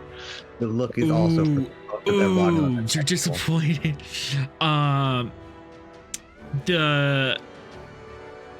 The question hangs in the air, and there's a tense moment on the bridge as everyone's just kind of like, okay, how stupid are they gonna be? What's the plan? How's Seraph taking this? That's an interesting question. He is bemused by this whole operation. Of course he is. He would have blown him out of space by now. Oh yeah. He would have blown him out of space, aged, dragged their corpses and strung them together as an example. But that's why we're the Federation and not the Romulans. I mean, hey, maybe he'll get an example of us deleting them in 2 seconds. After a few tense moments. All right, guys.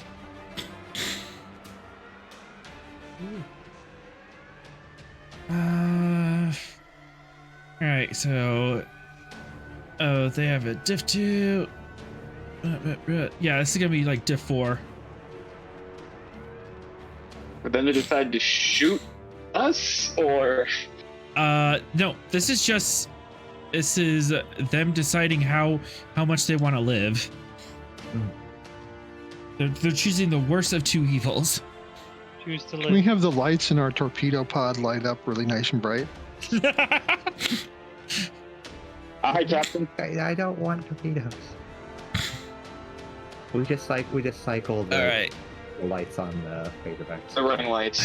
Yeah, we're just changing the colors on the LED lights, that's all. Funny enough, the LEDs behind me are lit up red as well, so that's cool. Oh, yeah, because you have the red alert mode. Yes, we are in red alert mode. All right, guys. Oh my god. You said it was dip 4? I think they made it. At that, they shut off their shields, power down their weapons, power down their engines. USS Gungnir, this is the OSS Deadly Pressure. We surrender. Very well. They hand over their air command codes. You have full control of their ship. All right, Commander Sorrell, can you take the command codes and shut everything dangerous down? Mr. Fox, can you prepare a boarding party? I got Appropriate size. I will locate the warhead and give Mr. Fox those coordinates. And I'll come anything with else you. illegal. If you have any information from the bridge about the warhead, that would be appreciated. Okay, lots of things going on. First of all, Sorrel, are you going to shut down their computer systems? Yep. Take their command codes and shut them down? Yep. All right, control command. Diff 2. Assisted by communications command. Also, Captain, can I shut off red alert? Or let's shut off the alarm. Yeah, we'll turn the alarm off, but And down to yellow alert. we're going to maintain shields until Sorrell's done. Yeah, Computers as a focus. absolutely. All right. I'll spend a threat for the additional die.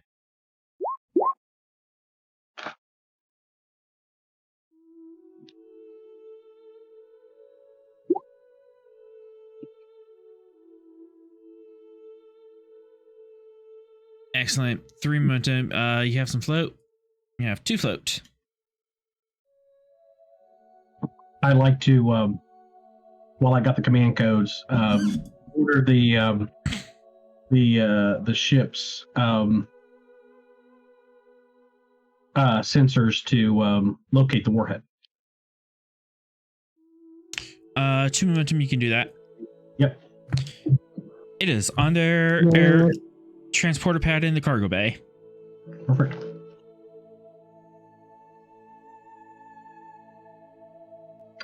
I will transmit that info to Mr. Fox.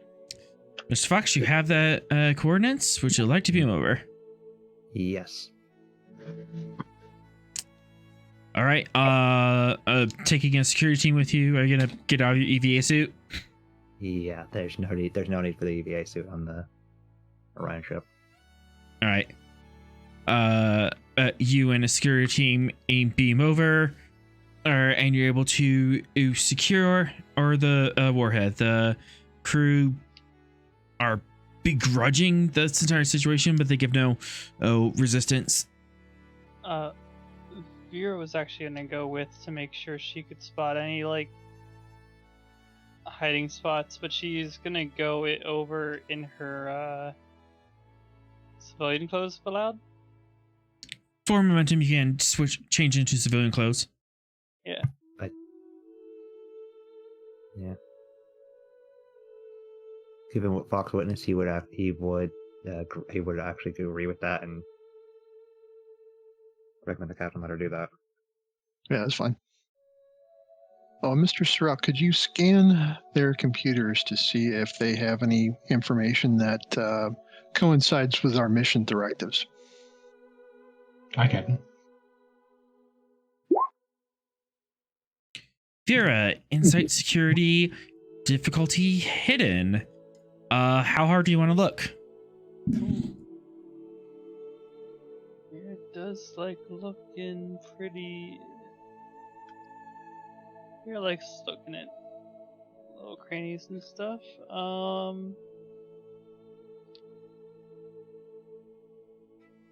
Insight security. Let's use 1 threat and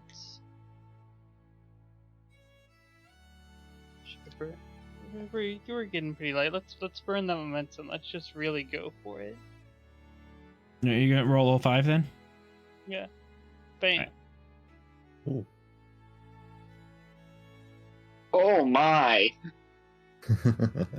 Vera knows where things Yeah, hide. it's almost Obviously- like Vera was a pirate. Obviously, Skullduggery would work. The difficulty was 4. Oh, I didn't realize. Oh, okay. I No, thought the I was difficulty was hidden, and so Okay. you had to like hit at least 4 more successes to get it. Going more was actually beneficial because of the unknown difficulty. Mhm. Or the captain's underwear drawer is now. For some reason, he hated it in engineering. The captain's a girl. 50-year-old, Yeah, 50-year-old woman, I believe. I mean, the clan leader is The clan leaders is Tilleran, and the captain is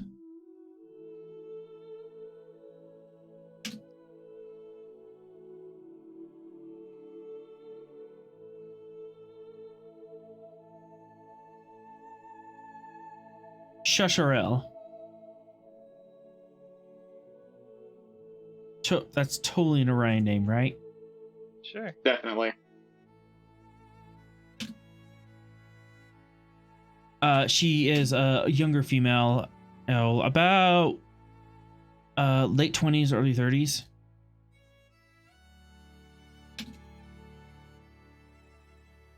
So about the same age as Vera. Yeah, about the same age. How do Orions treat failed missions? Not kindly. You don't want to know? Not kindly, no.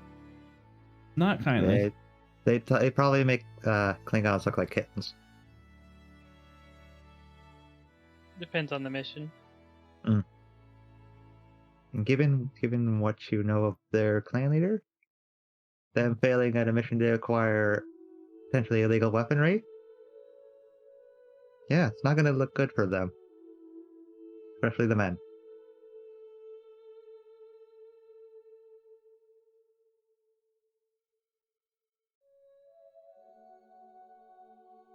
Yeah, she'll point out she'll go through some of the smuggling, some of the like little smuggling cabinets and stuff. I actually have.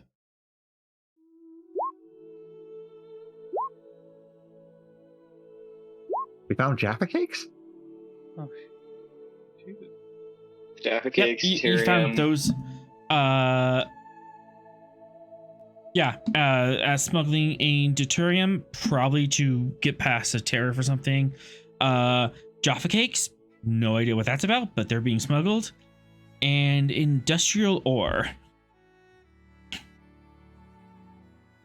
Got it. I thought I had a different roll table. Oh, for Also, that roll table has catastrophe spelled wrong.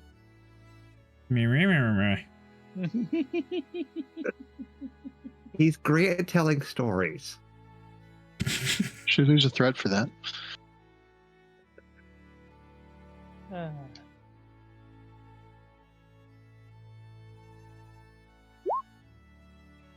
We love you, author.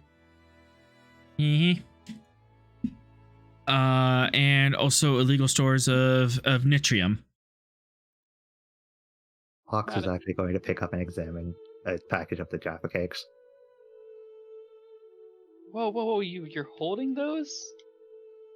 They're a food item. Are you kidding me? Put them down. He looks around. They're pirates. They're smuggling it for some reason. Yeah, they're incredibly dangerous.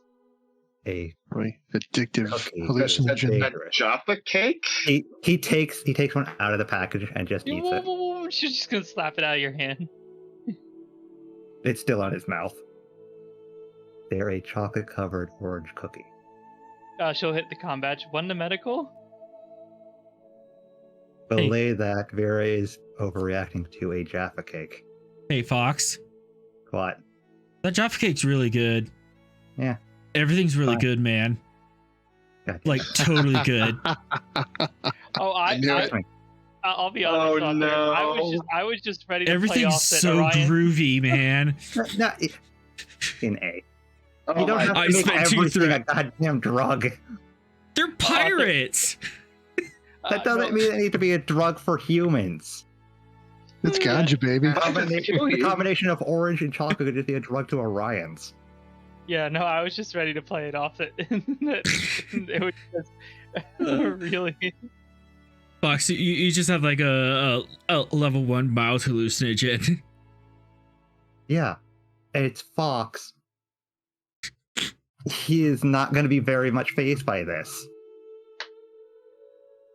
But you do have a +1 complication to not show it. It's still Fox. Yep. It's not showing any. It's not showing anything. Is Fox just seeing pretty colors? No. Everything's groovy, man. Fox is security and intelligence. Fox is not showing anything. Yeah, it'd have to be a higher level of hallucinogenic to affect him. Mm-hmm. But he'll have the munchies later. He just shrugs and puts them back. Vera is very concerned that he is not affected by them.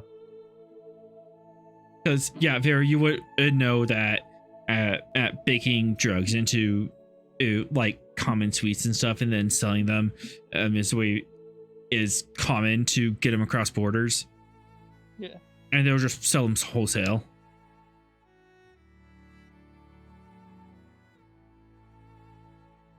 Are we gonna go take in the captain then? I'll leave that to you and security and a couple security officers. I need to make sure that weapon is secured and brought back aboard the Gungnir. Yeah. All right. Please don't start cutting wires. Yeah, I guess You might not be seeing bright That's right. colors. Ashram, of the two of us, he'd still be better at this. Disarming a bomb? Weapons and armor technology. Yeah, true. You have a focus. Yeah. All right. Let's finish up for the night.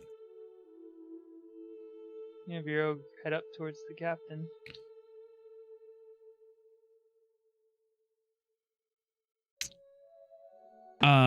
She's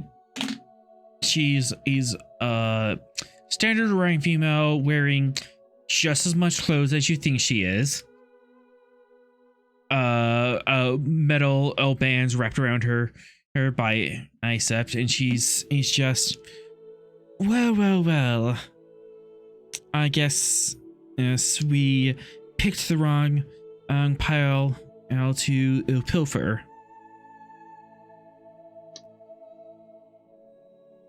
Yeah, a little bit. Honestly, just coincidence. They weren't even after you.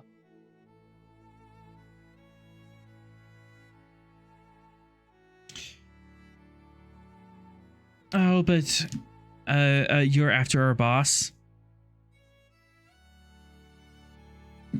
What? Your boss? No, I don't care about your boss.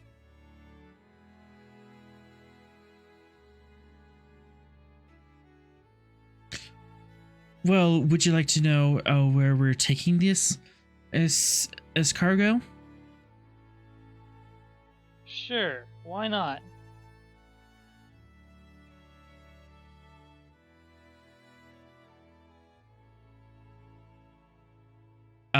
She Don't tell me. rattles off the coordinates. Oh, good. It's them again. We're gonna have to deal with them sooner or later, aren't we? Probably. If you want. What was that again? I didn't see. It's heading to the consortium. It's heading to the same system that the Dildata consortium is setting up a legal operation through the Federation. Remind me, are the Dildatas the ones that are owned by Rich Lady from the... No, it's the Nope, other but one. Rich Lady has been poking and prodding them and trying to unseat them. Oh, and now they're engaged in illegal And weapons activity. A ship that was originally tasked with aiding a cargo that was owned by her was heading in that direction. Yeah, a scout ship that was owned by Amelia Grace Taylor was heading towards this system by itself, and that was kind of odd. And now this is happening. That's kind of odd. I think I missed this whole storyline. It was a while ago. I think you were actually not here for that. Yeah, you weren't. I don't think you were here for that. This is a minor plot that just came up on long range sensors. This happened around the same time that we triggered the Iconian event. I got you. Yeah.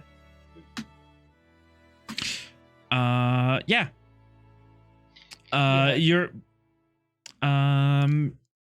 Fox, you are a little loopy, but taking time, and you're under no pressure here to do this in any particular time period. You're able to safely disarm the weapon. In fact, it was never armed in the first place. I'm just making sure it can never be armed. You're gonna brick it? I'm gonna brick it. This is too dangerous to leave in a position where it could be armed accidentally.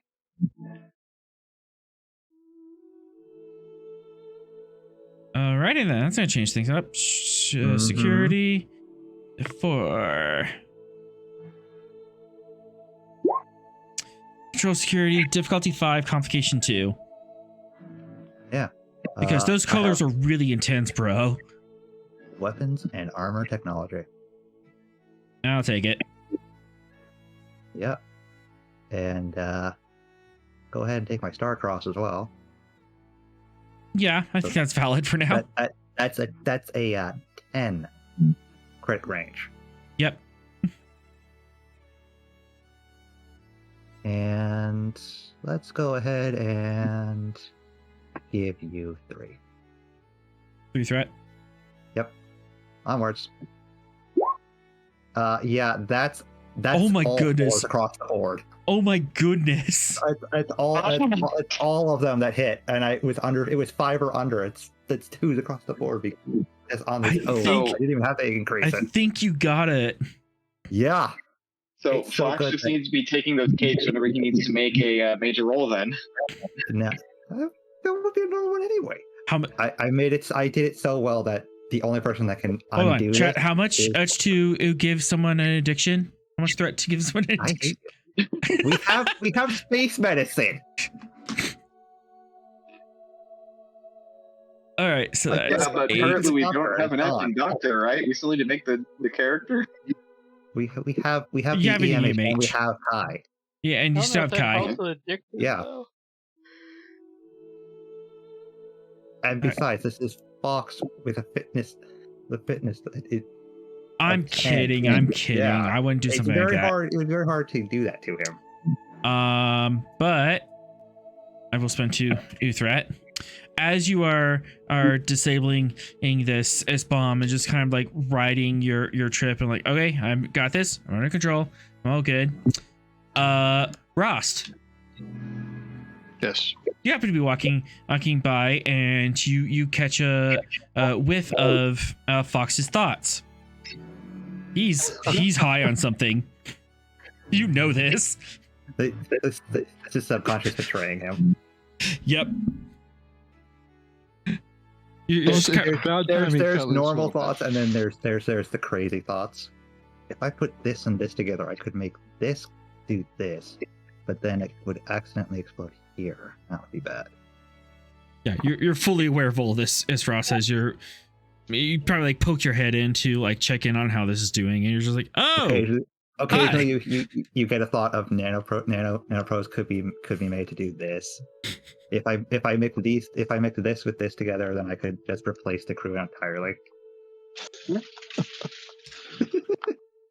So, yeah, you can do with that information what you want.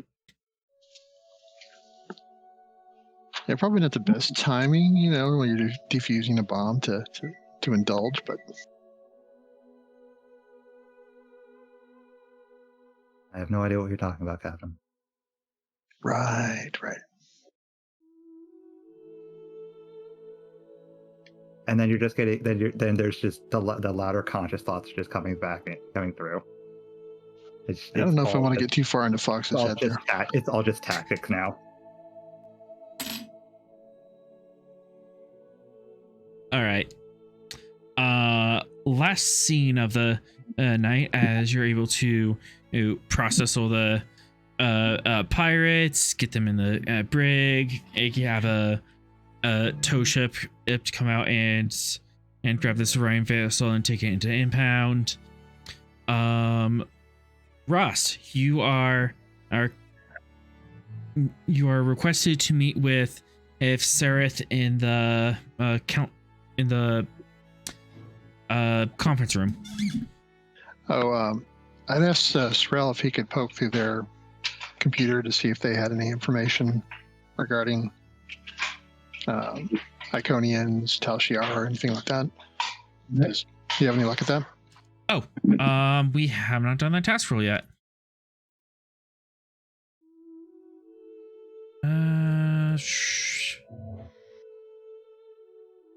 But you have the computer codes. Yeah, that's easy. And computers. Control science, difficulty 2, assisted by computer security.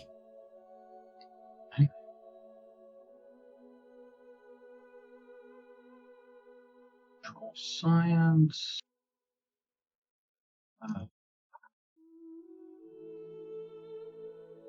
Computers as a focus.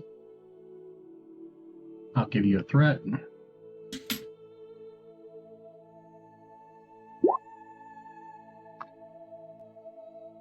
Easy peasy.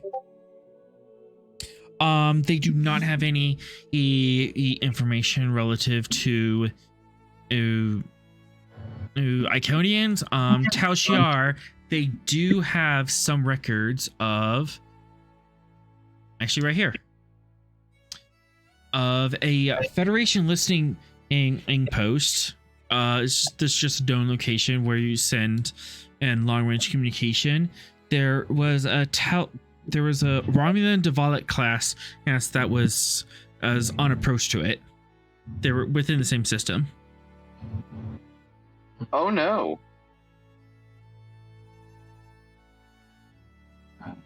We'll report that to the captain. Is that relatively recent? Within the last week. So yes. Yeah, basically the deadly pressure just kind of flew by in an extreme range. They're kind of like, oh, hey, that's a ship. That's a Romulan ship. We're going to steer away from that.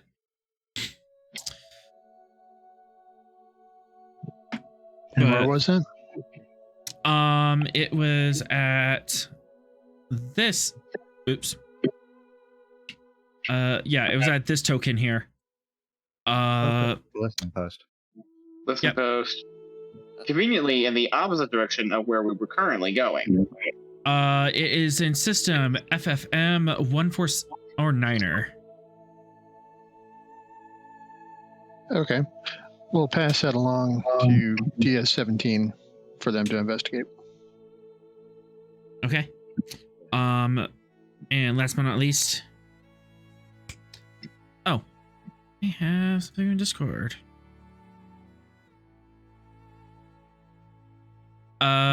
2 momentum, and Ross, I can make that happen. Okay. I think we should be worried of that. Yeah. You're asked to meet Sareth in the conference room at your brother's convenience. Okay. Once everything's squared away with the Orions, I'll go. He's just standing at the window, just watching everything go down outside. Well, Commander, that was a bit of fun. A bit. It was fascinating that you talk them down immediately. Well, we Interesting. try not to blow people into atoms as often as we can. But Oh, you mistake us for the Klingons. we don't like to destroy potential intelligence assets. Why kill someone when you can question them later? Yeah, exactly. Well, Was there anything particular you needed to speak about? I've received a communication that there is a possible Romulan in activity at a listening post. That wouldn't happen to be its system FFM149, would it? Cox is, I believe that's the Federation designation for it.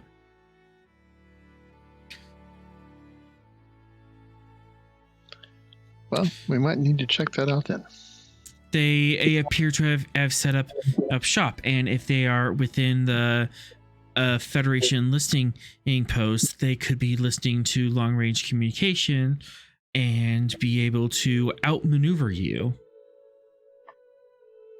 Therefore, or I think it would be prudent to visit this station. Do you have any suggestions on how we can sneak up on them without a cloaking device? There are ways surely there are ways that the Federation can decrease the sensor profile of their ships. Otherwise, standard tricks of magnetic poles, asteroid fields, radiation belts.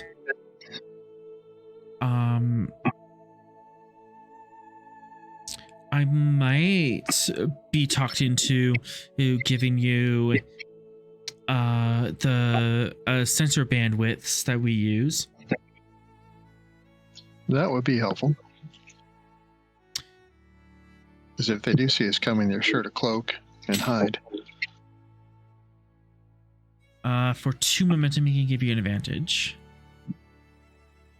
Okay. Gives you sensor details on Dvorak class sensor or grids and certain bandwidth you might be able to use in order or to hide your ship within it. So you get +1 on difficulty being seen against a Dvorak class. Okay. And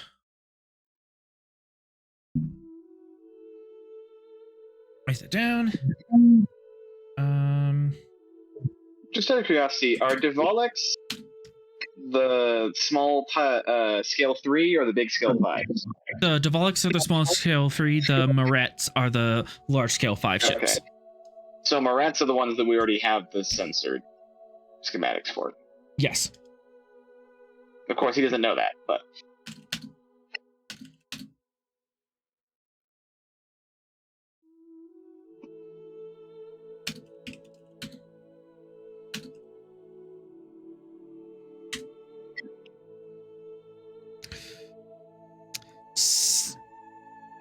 It was as fortunate that I was able to get such information.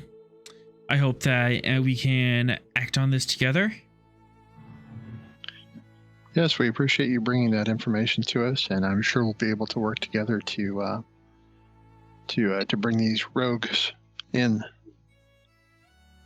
Yes, we don't want anything unfortunate to happen should they get their hands on something dangerous. Absolutely. By the way, what was that technology that the Orions were attempting to make off with? Some sort of weapon system? We're investigating that now. We're not quite sure. But my best engineers are looking into it. You Fox with just wire cutters. Best engineers are looking into it. Batrom is just pacing back and forth like, no, you should let me do that. No. Fox is just snipping wires at random. click, click, click, click, click. He just removed some big component. My science officer thinks it might be an information storage device. So we're probing it for intelligence value. Oh, okay. That's going to be a presence command roll. Yes, information.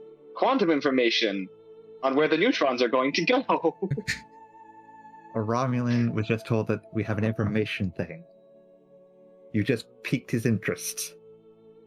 Better than telling him it's a super weapon. Yeah, but they're gonna try to look into it. So we'll just make something up. Speaking of super weapon, no, you can't have one. We didn't want one. Okay, good. I bricked it in such a way that only Fox could fix it. All right. We got a weapon? Oh, great. Let's see. We don't I have am a scroll up, we have Tal-Shiar. a brick in the form of And then What was that? Your Tal-Shiar? I'm very interested in this. Mm-hmm. Yeah. Yeah, but we can agree that we should definitely not go the opposite direction, continue towards the expanse. Presence command, difficulty 5, complication 2. To lie to this Romulan officer. Don't you mean being Tal-Shiar officer? Mm-hmm. I Would misspoke. being a telepath give me any kind of advantage?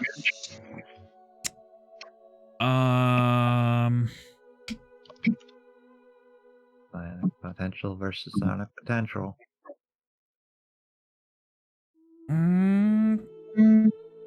You can knock down the complication.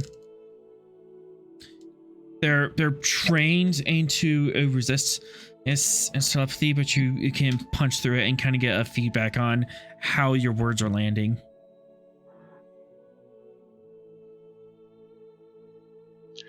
Can you spend determination to get an advantage? Absolutely. Okay. Rules can be bent in the right circumstances. And what rule is being bent? Oh, I guess lying. Yeah. lying to people ally. We're doing a top Right. riff. Yes, I'll take that as an advantage. Okay, I'll throw that at the difficulty. 4. All right. Take all the threat for 5 dice. Would leadership help with this, or not so much? Diplomacy, deception. Nah. Okay, let me check here.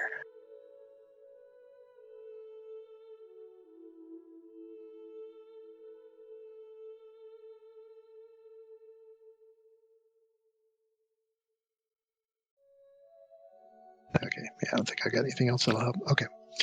Rolling.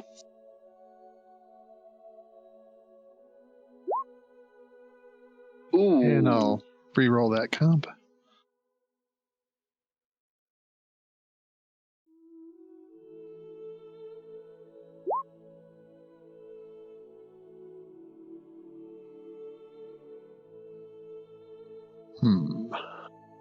Determination.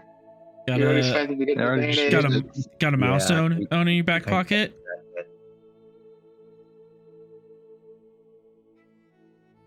No, I do not. Let me check here. And we have one more momentum. I could give you mine. Is that something you have to be in communication with him for? Yeah, generally. Mm-hmm. But Psychic Brothers are Is- like it. Yeah, we psychic. I have the veteran talent. Oh, roll a challenge dice. If you get an infect, you get your determination back.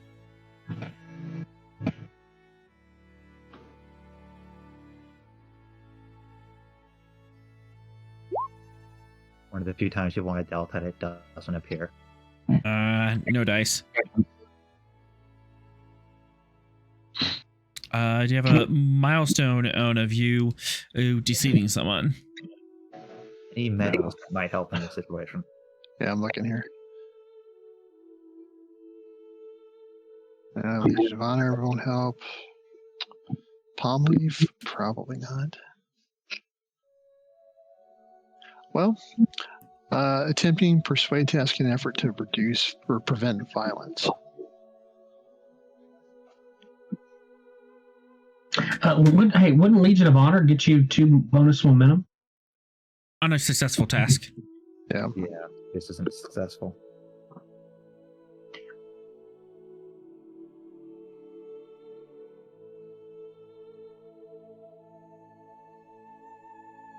I suppose that palm leaf would help in this situation, preventing violence.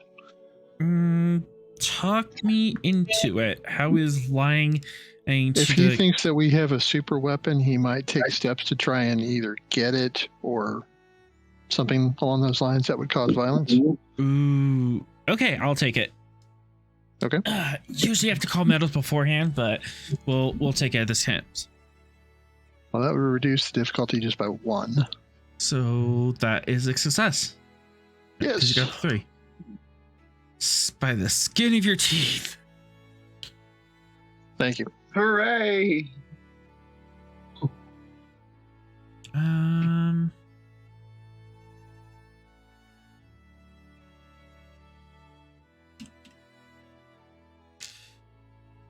Very well, Captain. I'll prepare my troops if you prepare your ship. Yes. I'll have my con officer set a course for that system, and we'll see what's there. Very well.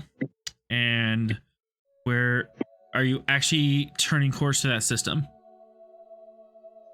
Yeah, I think if our Romulan friend here is giving us intelligence, we ought to at least play along and check it out. Do you not want to consult with anybody? Well, we can talk about it on the way. We should talk about it before we get on the way. He's the Before we captain. take course. All right, group meeting. Yeah. Senior staff to the conference room. All right, last scene, I Okay. swear.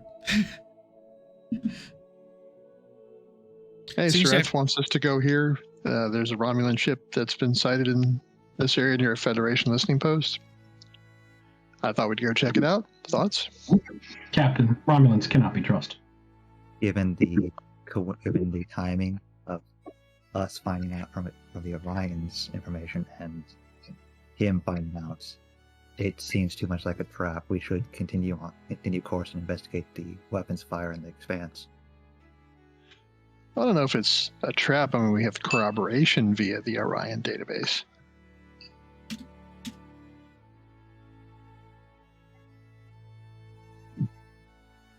Does that not appear to be that way, or? How did he acquire this information? Did he have any communications in or out of the ship recently? Can we verify how he got his information? Like, is there a comm record that would match up with his side of the story? Yeah, there will be a comm record. Control, command, or engineering. Diff 1 assisted by communication or computers engineering.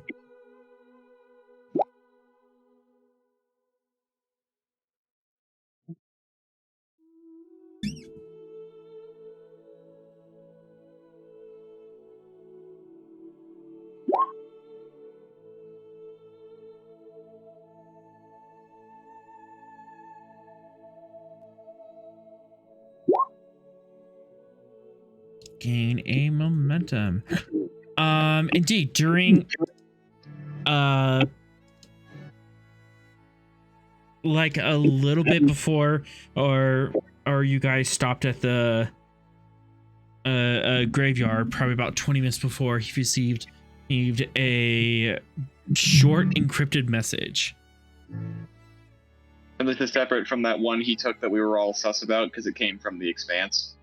Yeah, this is a different message. This was very tiny. Probably like a couple word text message, but heavily encrypted. Yeah, I think we have intelligence of the location of a Romulan ship, and we ought to run it down. This is hard intelligence corroborated by the Orions. How long of a journey is That it to the one listening ship post that system? presumably doesn't have anything that we're looking at.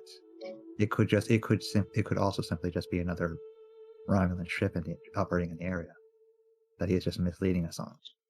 We know that there's weapons fire from Iconian tech in the Expanse. We should continue on that route. Well, to me, this is more of a bird in the hand. What are your thoughts, Terrell?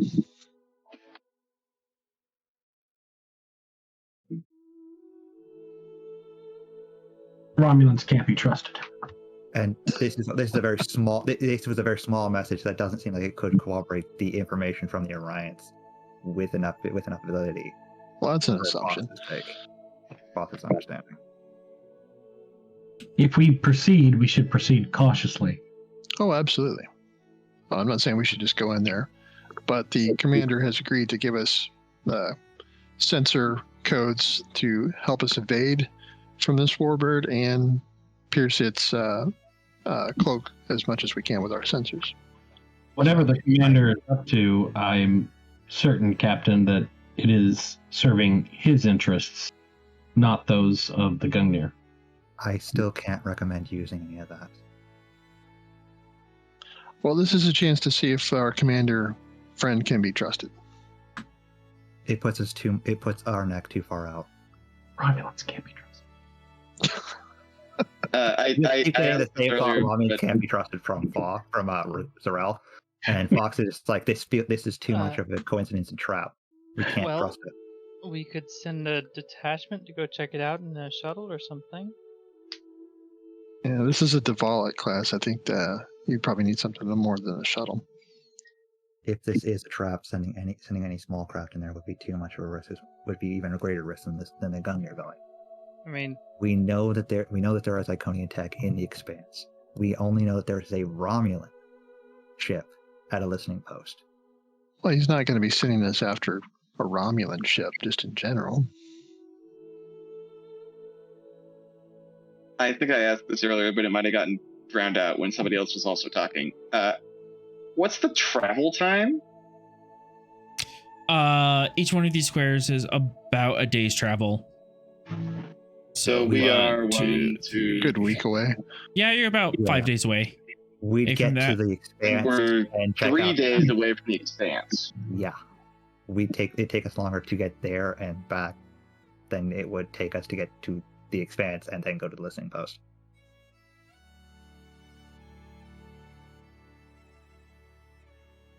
Yeah. Or it would be the same time, but if we're going to the listening post and it's a red herring, then we lose any kind of window. If you hit the listening post and try coming back, that's 13 days travel, not mentioning how much time it's going to take to mess around and figure out that listening post. Mm-hmm.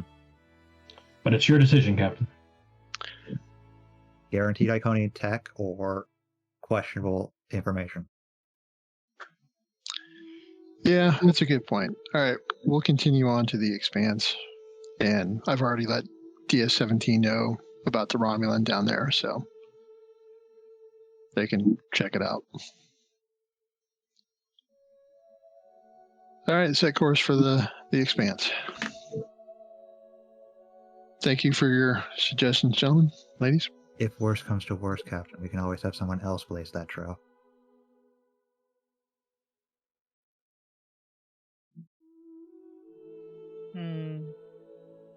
And you're just getting the thought that we could inform Trailblazer of that. See what he did there with the whole blaze? Blaze the trail.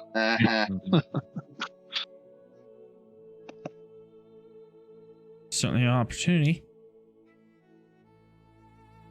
All right, we'll send the message also to Trailblazer and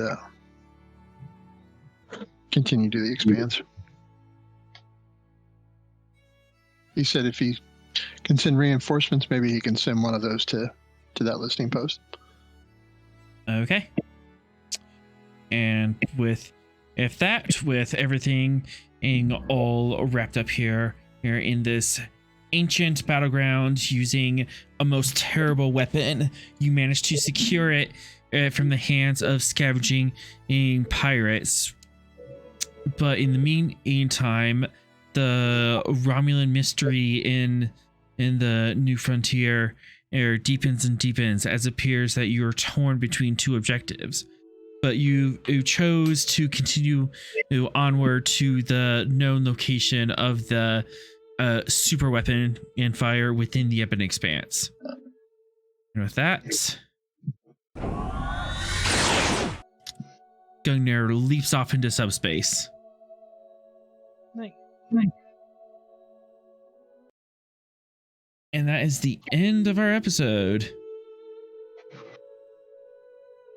Yay. So, not bad for something that was randomly rolled. Was that what it was? Kind of. Random encounters table. Yeah. Random encounter, errors table, ancient battleground and gravesite.